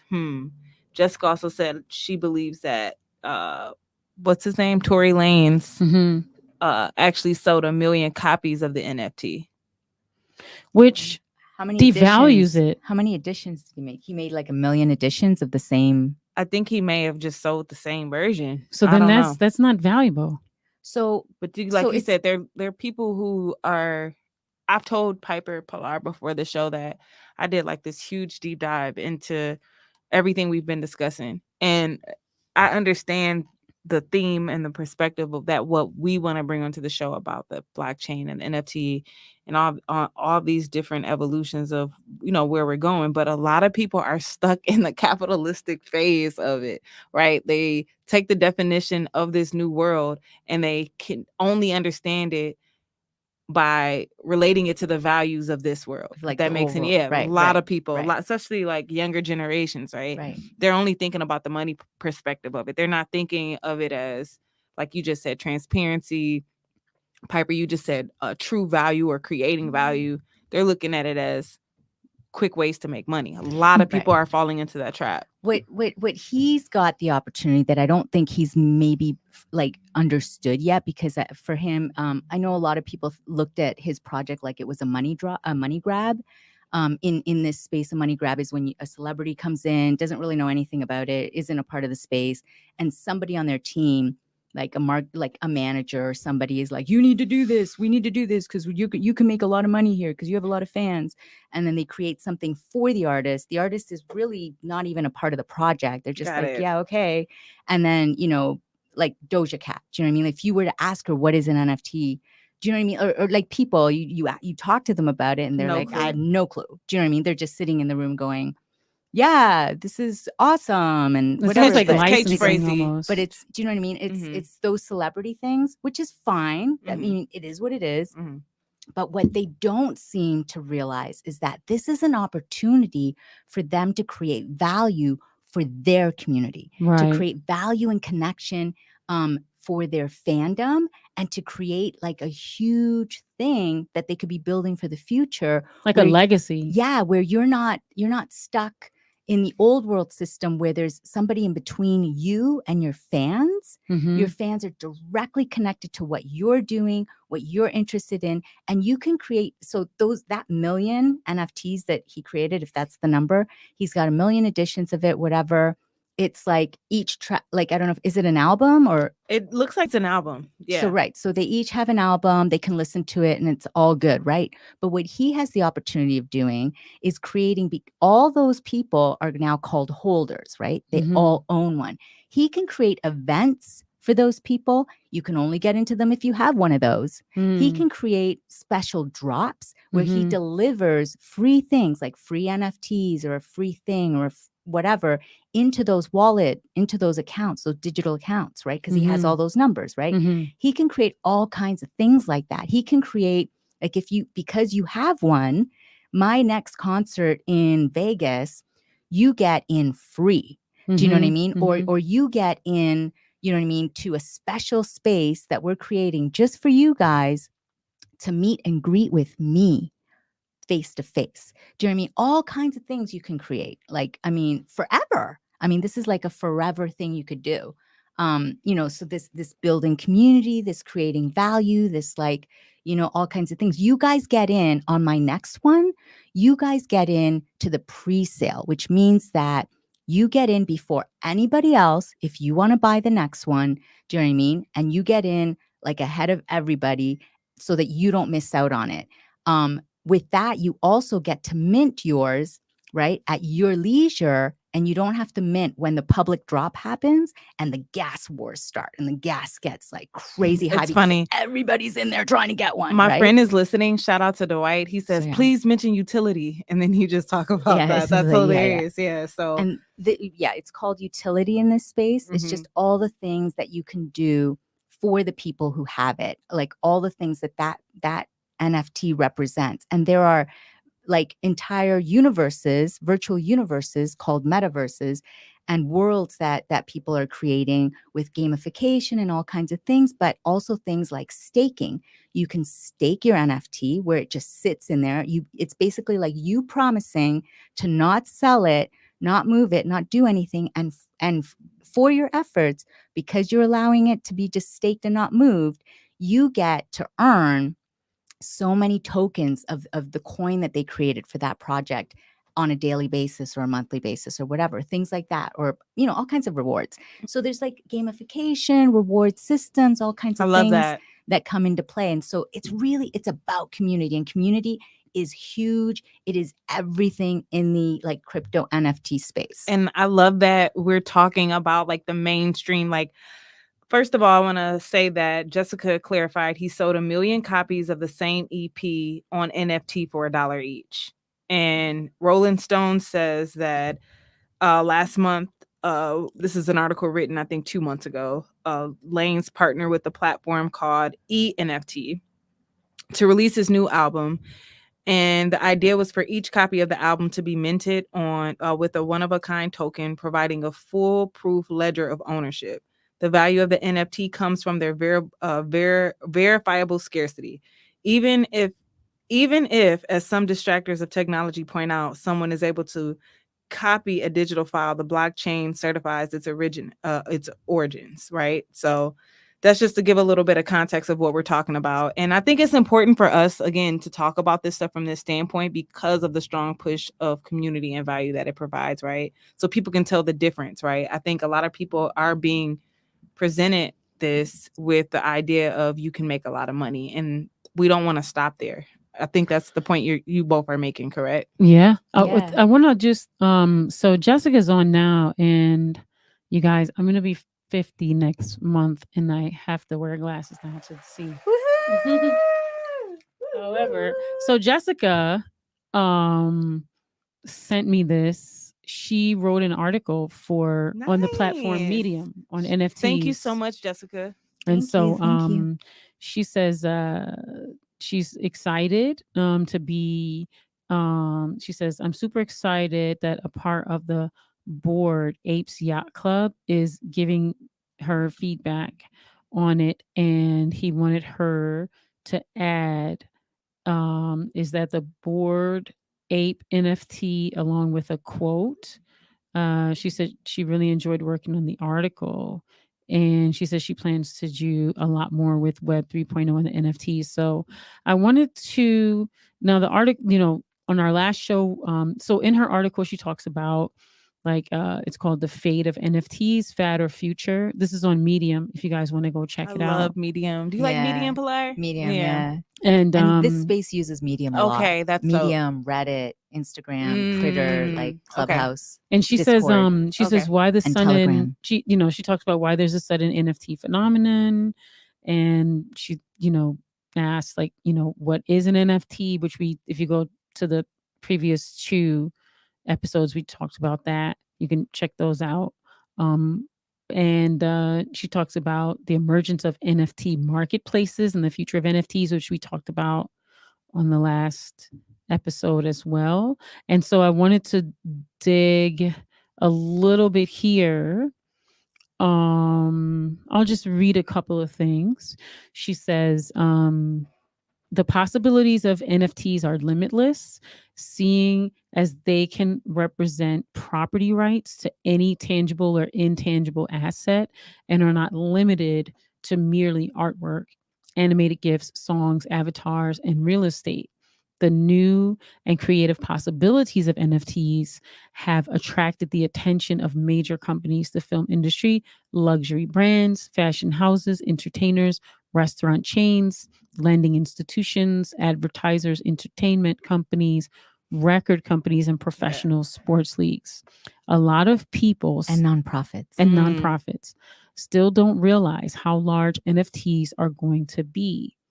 And so that's the managing partner, Andrew Steinwald, at Coinbase. Right. So they are going to be used for anything. All forms of value will be represented as an NFT. Bank of America Global Research has reported that they believe that blockchain technology will provide disruptive innovation despite rapid growth and market values on par with some of the largest public companies in the world. They believe that the digital asset ecosystem is only getting started. And their report also states that we are beginning the long journey of covering what we believe to be the next generation of technology, blockchain-based digital assets and applications.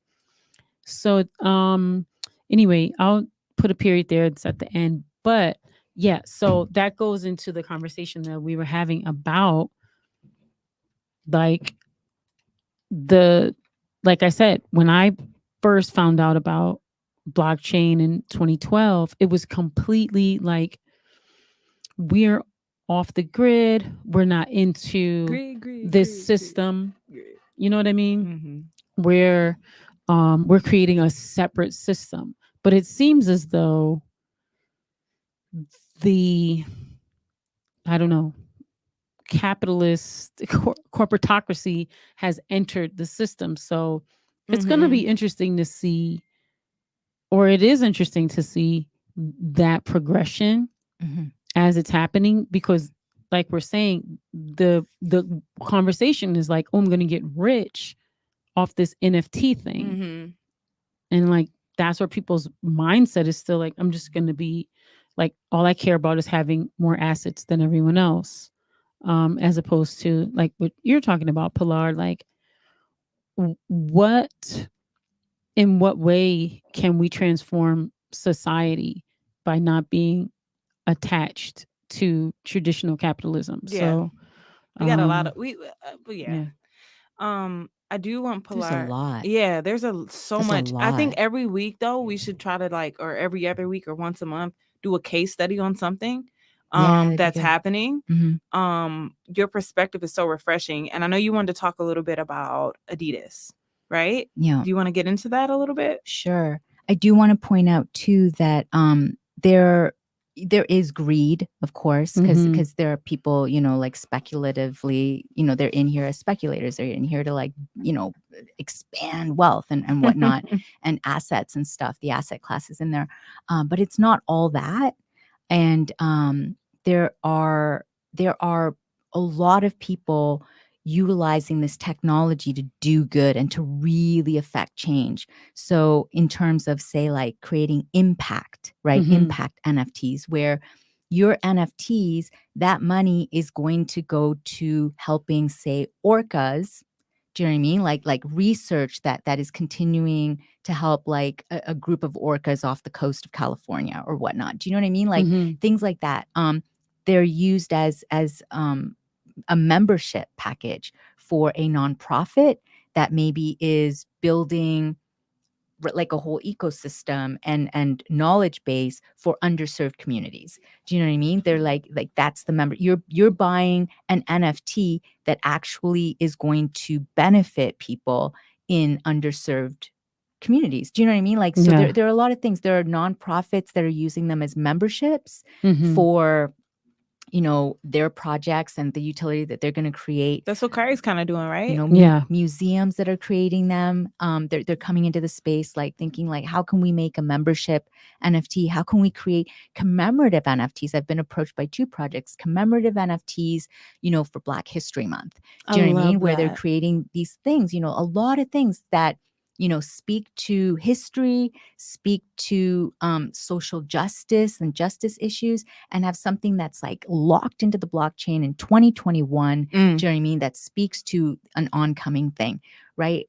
And I mean, you know, people are doing events around campaigns like the United Nations, you know, ending violence against women, 16 days of anti-violence, and all of that. Like, do you know what I mean? And creating, like, we created an exhibit, an art exhibit based on NFTs and digital art, but like all of that centered on those movements, right? So there's movement stuff, there's all of that, and then that you've got all the peripheral, like kind of like platforms that are coming in, like augmented reality, right? Not just the virtual reality, but all the augmented reality and all that's happening, and like, you know, fusing real world with like virtual world, and you know what I mean? Just, it's getting a little crazy. Yeah. Love it.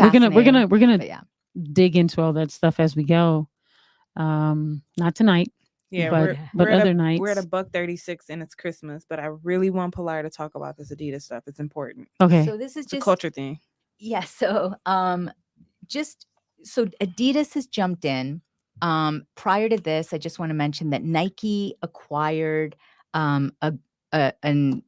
brand, a digital sneaker brand called Artifact, spelled RTFKT. So that's going to be, something's coming, right? Between that association, that partnership. Then Nike comes in and does a drop on Friday. And what's super significant about Nike doing a 30,000. You mean Adidas? Sorry. Yes, Adidas. About Adidas doing a 30,000 NFT drop on Friday is that now we're seeing really major brands utilizing the blockchain, right? And so they've come in, they partnered up with the Bored Ape Yacht Club, which is a very significant generative collection where, you know, you've got like images of apes, and they have done very, very well. What they were originally sold for, now they're selling for like millions, right? So they've done very, very well. And if you have one, most people are trying to hold on to that. It's valuable. You've got Pixel Vault that they partnered up with as well, NFTs, and G Money NFTs. And G Money is an enthusiast in the space that he was consulting with them. So anyways, there's something called POAPs in the space, like little badges, right? Digital badges. Proof of attendance protocol is what it comes out with. So if you go to an event, and they created POAPs, you get to collect one, right? And you have this little POAP wallet in poap.xyz, their app, and you have all these different collected things, right? That you can eventually, if you want to, mint them into NFTs, or you could just keep them in your wallet, that kind of thing. But people are really into this, and there's like all that whole world. But they launched, so Adidas got an understanding of the space. They launched POAPs in November. And so with their pre-sale, they had 20,000 NFTs for the pre-sale. They allowed people with a POAP to get in there. Nice. Gain early access. So they paid respect to the community first. Yes. Got it. Like that's a good sign. It's a good sign. Okay. And then they also gave anyone who had a board ape from the Bored Ape Yacht Club got early access. So day ones, basically. Anybody who had a Pixel Vault, anybody who had a G Money NFT, all those people got early access, right? But to what? Just so people are clear, right? To buying an Adidas NFT, the very first Adidas drop NFT, right? Which is, what did they call it? The Into the Metaverse collection, right? With this collection, crazy. Right. And just so you understand, all 20,000, so they opened the presale the day before, all 20,000 sold out. And then when the last 10, and it was, they kept about 380 for themselves, their partners, and what they want to do with them later. So they ended up publicly selling 9,620. Hold on 1 second. Right. Just so people are clear. Yeah. Explain the difference between when you're saying they sold out. Okay. What that means? That means that people were sitting there at their computers. I was in the Bored Ape Discord watching people frantically going crazy. It's about to go. It's about to go live. It's about to go live. It's about to go live. As soon as it went live, and you were able to sell, like purchase one publicly, if you didn't have one and you wanted one, you had to keep refreshing, right? And they were gone in, I believe it was 6 minutes. That's wild. You said 20,000? No, 9,000. The 20,000 were already gone the day okay, before. okay. Like they were already gone from the pre-sale. 9,000. 9,620 went in 6 minutes. I think it was just under 6 minutes. And so, also when you say sold out, you're saying that they had POAPs. This is the sold out, or you're saying no, the dollars? Their or you're NFTs saying sold out. So they had 30,000 that they created all together for the collection. Yeah.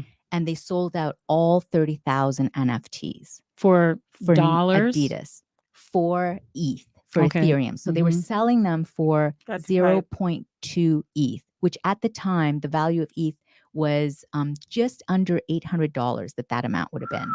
So every single one that sold, understand, was somebody paying just under $800 of their ETH, like that amount in ETH, 0.2, right? So what in was ETH. on the NFT? Was it or was it just a token? It was the Adidas symbol. Wow. I believe. Yeah. That is crazy. Oh, no. It was, no, I take that back. It wasn't the Adidas symbol. That was the POAP. It was, so they had, when you buy a Bored Ape, when you own one of those NFTs, you also get the rights to create like versions of it. Gotcha. That's right. That's what comes with that. That utility is you can create versions of it. So people do these things called derivatives. That right. And so they draw or create their ape doing different things or wearing different clothes or doing different things. And so Adidas earlier on in the year bought a Bored Ape from somebody who had bought early on. Got it. So they dumped a bunch of money, got one of those. They used that ape and put a tracksuit on him. Oh my God. And created this thing, and this thing moves. And then they as part of it, there were two other characters that are part of, like, I think the Pixel Vault That's epic. team and this whole thing. You get with your NFT, you get, what is it? The Firebird tracksuit that's coming. You get a graphic hoodie and you get G Money's orange beanie. All of that comes to you gratis. That is It's so a free thing that you get because you're a holder. Mm. And you also get land, if I understand correctly. Digital land. I was gonna say, That's a good deal. in their new metaverse. Once that's happening. What in the Adidas metaverse? In the Adidas metaverse, you where get where land. where is the Adidas metaverse? Is it Decentraland? No. It's something they're building themselves. So Okay. it's like a site that you would be Okay. going I get to. you. And you also get access to all, like, you get early access to all the, like, custom, like, exclusive merch that's coming. That's really So cool. it's a Wait, lot. Wait, there's a People are few- That's a trying great to get deal. What their does the hands on chat it. say? The What chat is saying so much stuff. what are they saying in the chat? So, starting with Goddess Dorothea, she says this has been very helpful. She said this is cool. I like the exclusive events. I have a Bandcamp subscription in which I had similar opportunities, creating community and doing pre-sales. This has been helpful. Thank you. Jessica's explaining she distributed how do I pronounce it, Pilar? POAPs with my article, which is dope. Yes. Wow, I own my own NFT, but honestly, I feel like I didn't understand the value. I did just see it as another asset in my artistic portfolio. So it sounds like Goddess Dorothy is talking about like she's growing and learning in the space as well, and kind of learning how we to all are, yeah. Mhm. And it's moving And it's lightning evolving. fast. Yeah. It's just constantly Yeah. evolving, and like, what we'll see in 5 years, we can't even imagine right now. Like, do you know what I mean? Like, So tell it's us great. now. So with the Adidas thing, Mhm. is that, what's the best way to ask the question? Is that like, okay, so that's a thing and it's over? It was like a flash sale of sorts, and to like maybe marketing to like promote their digital land, or what do you think that all that was? So they're, in their words, they're about building a community around their brand. Okay. So they're creating community and value. $800 paying community. Right. Okay. And value. Right. No, of Let's course. be clear. Of course. I mean, people were Let's be saying that clear. too. They're like, oh my God. Like, But seriously? it came with, I'm sorry, like that's a good deal compared to what that can like that, and that was like because it came with physical things too. It came with the tracksuit, Yes, right? yes, It came it's with coming with that, yeah, yeah. it comes with a couple different things, and then like she said, these are like their first run of these coins. So like, I mean, and I want to point out that right now, if you were last I checked, so right now it might be way more because it's been like days since Friday, but like early Saturday, when you looked at the floor, when you looked at the value that those were selling, because people bought more than one to sell them on the secondary market. Yeah. Do you know what they were selling at? Oh man, 25 0.8. So what? 0.8 ETH. 0.8 ETH. So they were selling. Shoot. They profited. Like they were selling at 4 times what they were originally worth. Oh my God. Within just shows minutes. You right there. Like within people, minutes, right? Well, so let's put a pin right there. Okay. Right. That is precisely the conversation about blockchain.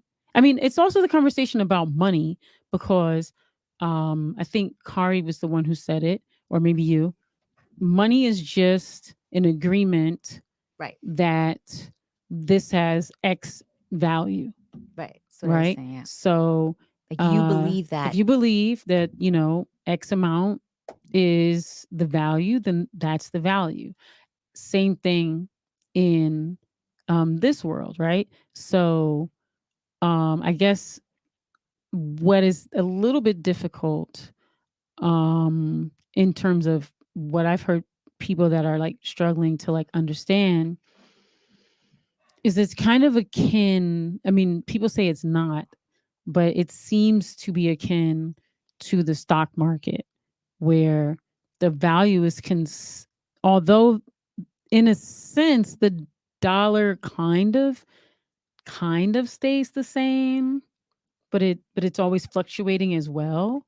But more or less, if you go to whatever store and it's X amount of dollars, then it's going to be X amount of dollars unless it goes on sale or unless you bump the price up. Whereas with the blockchain, from 1 second to the next, the value is fluctuating. So it may or may not be that same value.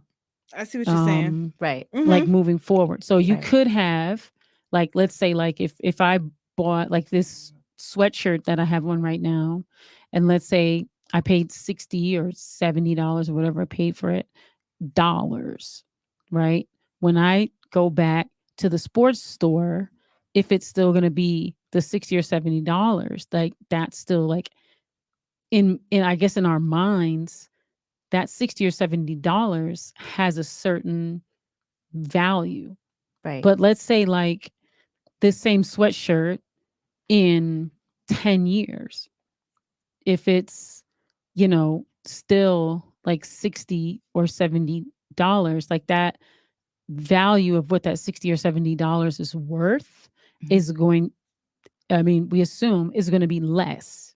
Right. Whereas like with the blockchain, it could be more. Do you know what I mean? Like it usually will be more. Oh, I shouldn't say that, but it could be more.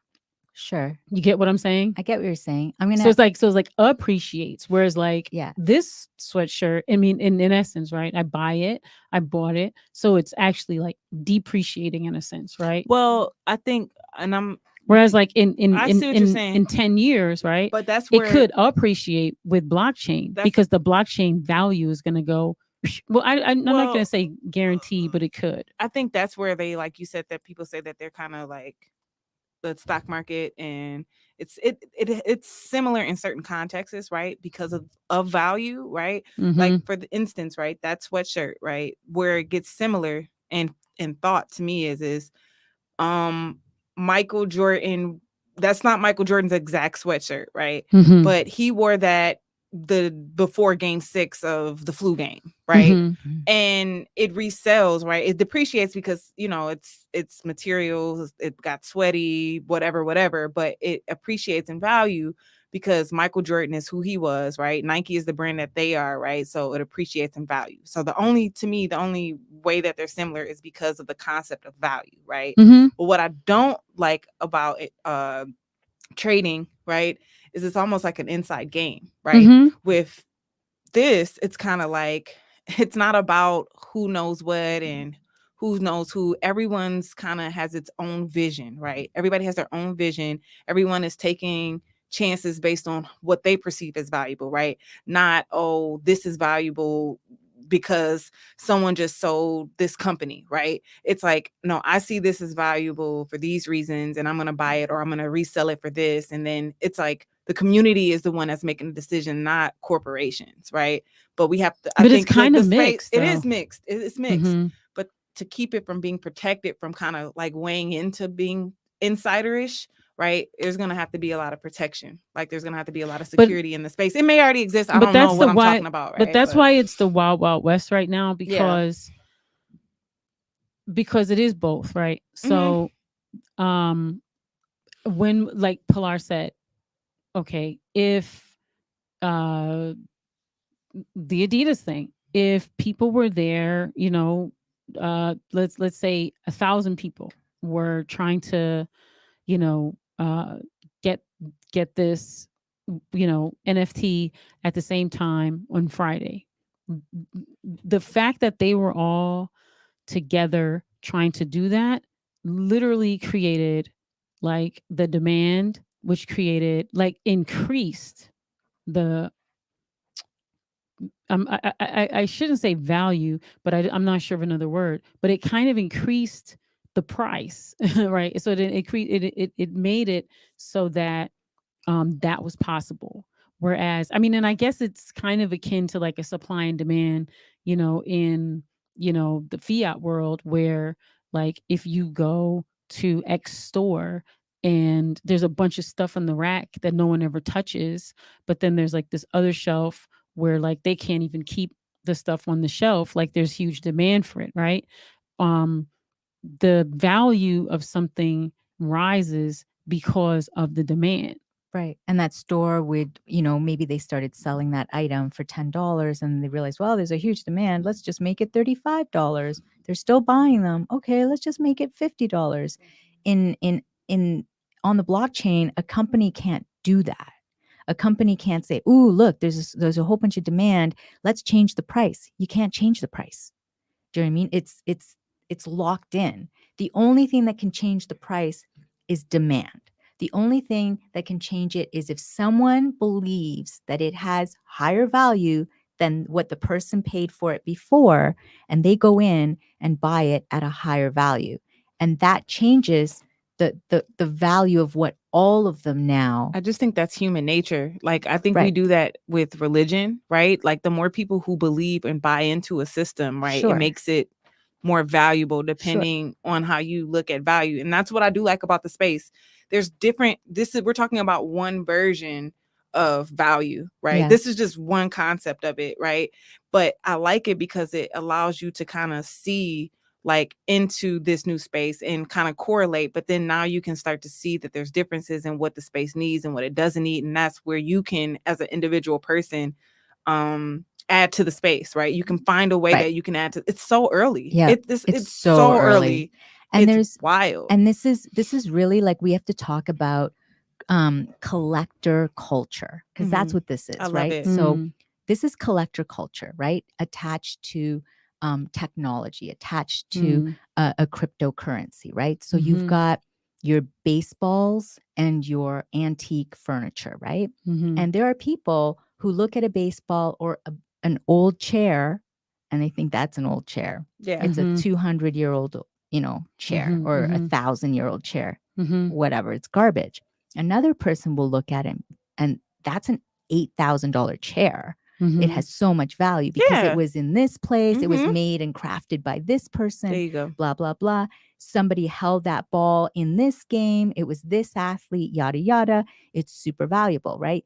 That's collector culture. I love it. The difference between collector culture in the analog world and collector culture in the blockchain is that in the analog world, it's difficult to prove who has owned it, who was the first owner, where it changed hands. Statistics can help the value system and too. the pricing of that, I like right? that. With collector culture on the blockchain, you can see absolutely who I owned love it, where it's gone. That's provenance. You can see all of that's locked in, right? What's also different about collector culture in the analog world is that there isn't a currency attached to it in the sense of, do you know what I mean?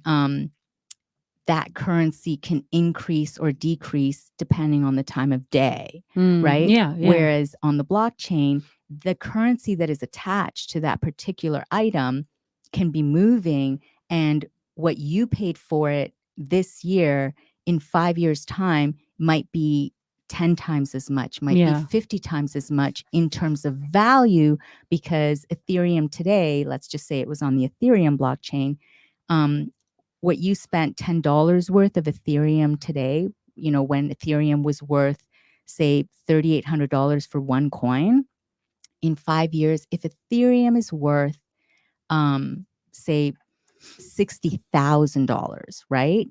Your $10 value that you had purchased, that you had put on in that NFT, it doesn't say $10. Right. It says 0.002 of ETH, right? 0.002 ETH in 10 years might be worth like $20,000. I don't know. I'm just saying. I'm just throwing numbers out there, but it might be worth $20,000. So that NFT now, like, it's an asset, right? And the value of that was attached to it now becomes an increased appreciated value. And this is why people buy, canvas paintings, because they generally appreciate, and that's like an asset, a hard physical asset. It's the same kind of appreciation that they're looking at in terms of what NFTs are. It's an asset, right? So obviously, like, the value can go, it can drop, right? But the point is, it's all locked into the blockchain. You're the owner. I mean, someone can take a photo of it, they can do whatever, but you're still the only one who owns it on that blockchain. We should bookmark That's awesome. it there. We should bookmark it there. We're gonna. That was amazing. amazing. Awesome. We're gonna have to continue like every week. But so, Pilar, you've got your clubhouse rooms and your appearances. You also are going to be doing your own show, and you have a lot of wonderful things going on. Let everyone know how they can, check in with what you're doing and, support what you're doing as well. Sure. I'm on all the socials as Pilar Cote. So I'm at Pilar Cote on all the socials. I'm a part of the Searchlight.art group. It's a curation group, an artist group centered in blockchain, NFT art, all of that. We curate, we create events, we create exhibits. And so you can check out Searchlight.art. And I've got the Warehouse Club in Clubhouse. Momentum is Ours Club in Clubhouse. And I'm a part of a few different other clubs in there. But yeah, you can reach out to me if you have questions or you're curious, whatever. Yeah, that's awesome. And what about you, Deja? People can find me on Instagram at KatoriT, or that's also my Bandcamp too, KatoriT.bandcamp.com. And they can get the two projects. Yes, the two projects. Nice. What about you, Encyclopedia Britannica? At It's Food Detroit. It's Food Detroit. Where? Instagram. On TikTok? Are you dancing and twerking on TikTok? Twerking. Twerk. Vegan. Got it. Vegan pizza. Come and get this vegan pizza. Come get, just like in Gotta Christmas work. songs. Come get that vegan pizza. Hey. Gotta work. But you're on Instagram. Yeah, Instagram. I'm not on Instagram, but the food pages. Okay. Yeah. It's Food Detroit. Yep. Love it. And any of your events or pop-ups or anything like that? No, we are off this Sunday. We'll be back. I'm trying to decide if we're gonna do pizza for New Year's Eve. But we'll be back for sure January 6th and 7th, Saturday and Sunday. Same Okay. spot, Akibalon Village, 7701 Harbor Avenue, Detroit, Michigan. Is that next week is the last week, right? Of December? Yeah. Okay, so next week, so 2 announcements. Next week we have Asa Bay, Oh yeah. who wrote Make the Hood Healthy Again, I'm so excited for that. the book. So we're reading that. I gotta send Pilar the book so you can read some pages. So excited. And he's a healer and herbalist and just really incredible Are we bringing our health-conscious crystals? person. Are we bringing our Oh, crystals? we could bring crystals. That'll be Let's nice. bring our crystals. Yeah, we can bring Good our idea. crystals. Okay, That's we'll such a bring good some idea. crystals. Yeah. And then also too, so Detroit is Different has an NFT. It's $250 for people who want to support, and you can get it on the website, right? Yes, and yes. I And believe it's so it's DetroitisDifferent.net, which it houses all of the podcasts on the Detroit is Different podcast network.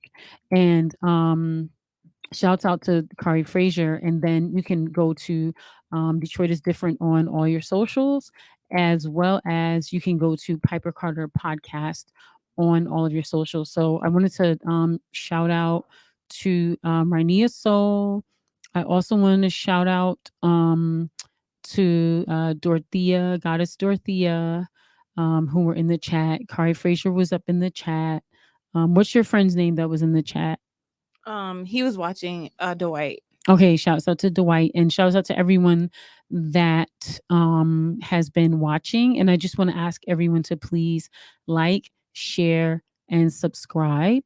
Share to YouTube, and let people and share also onto Facebook, and let people know. So supposedly we're here every Tuesday at 8:00, but it'll be like 8-ish, somewhere between 8 and 9. I know that's a long time, but we're all people of color, so 8 for us sometimes means 9. I like it. But yeah, so just really excited, getting ready for the new year, and just really just I don't even have words to say just how much appreciation I have in my heart for Deja, for Brittany, for Pilar, for Kari, and for all the listeners, and just really excited about the growth of the show, and just want to wish everyone Merry Christmas. And it's not Kwanzaa yet, so we'll wish you Kwanzaa next week, although we call it this week Kwanzaa. But yeah, we'll say Merry Christmas to everyone for this week. Is that cool? And happy winter solstice. Winter solstice. Say your dreams and your prayers tonight. Winter solstice. All right. We appreciate you. Peace, y'all. Peace. Peace out. Thank you. Gratitude. All the gratitude. Otra vez. 11.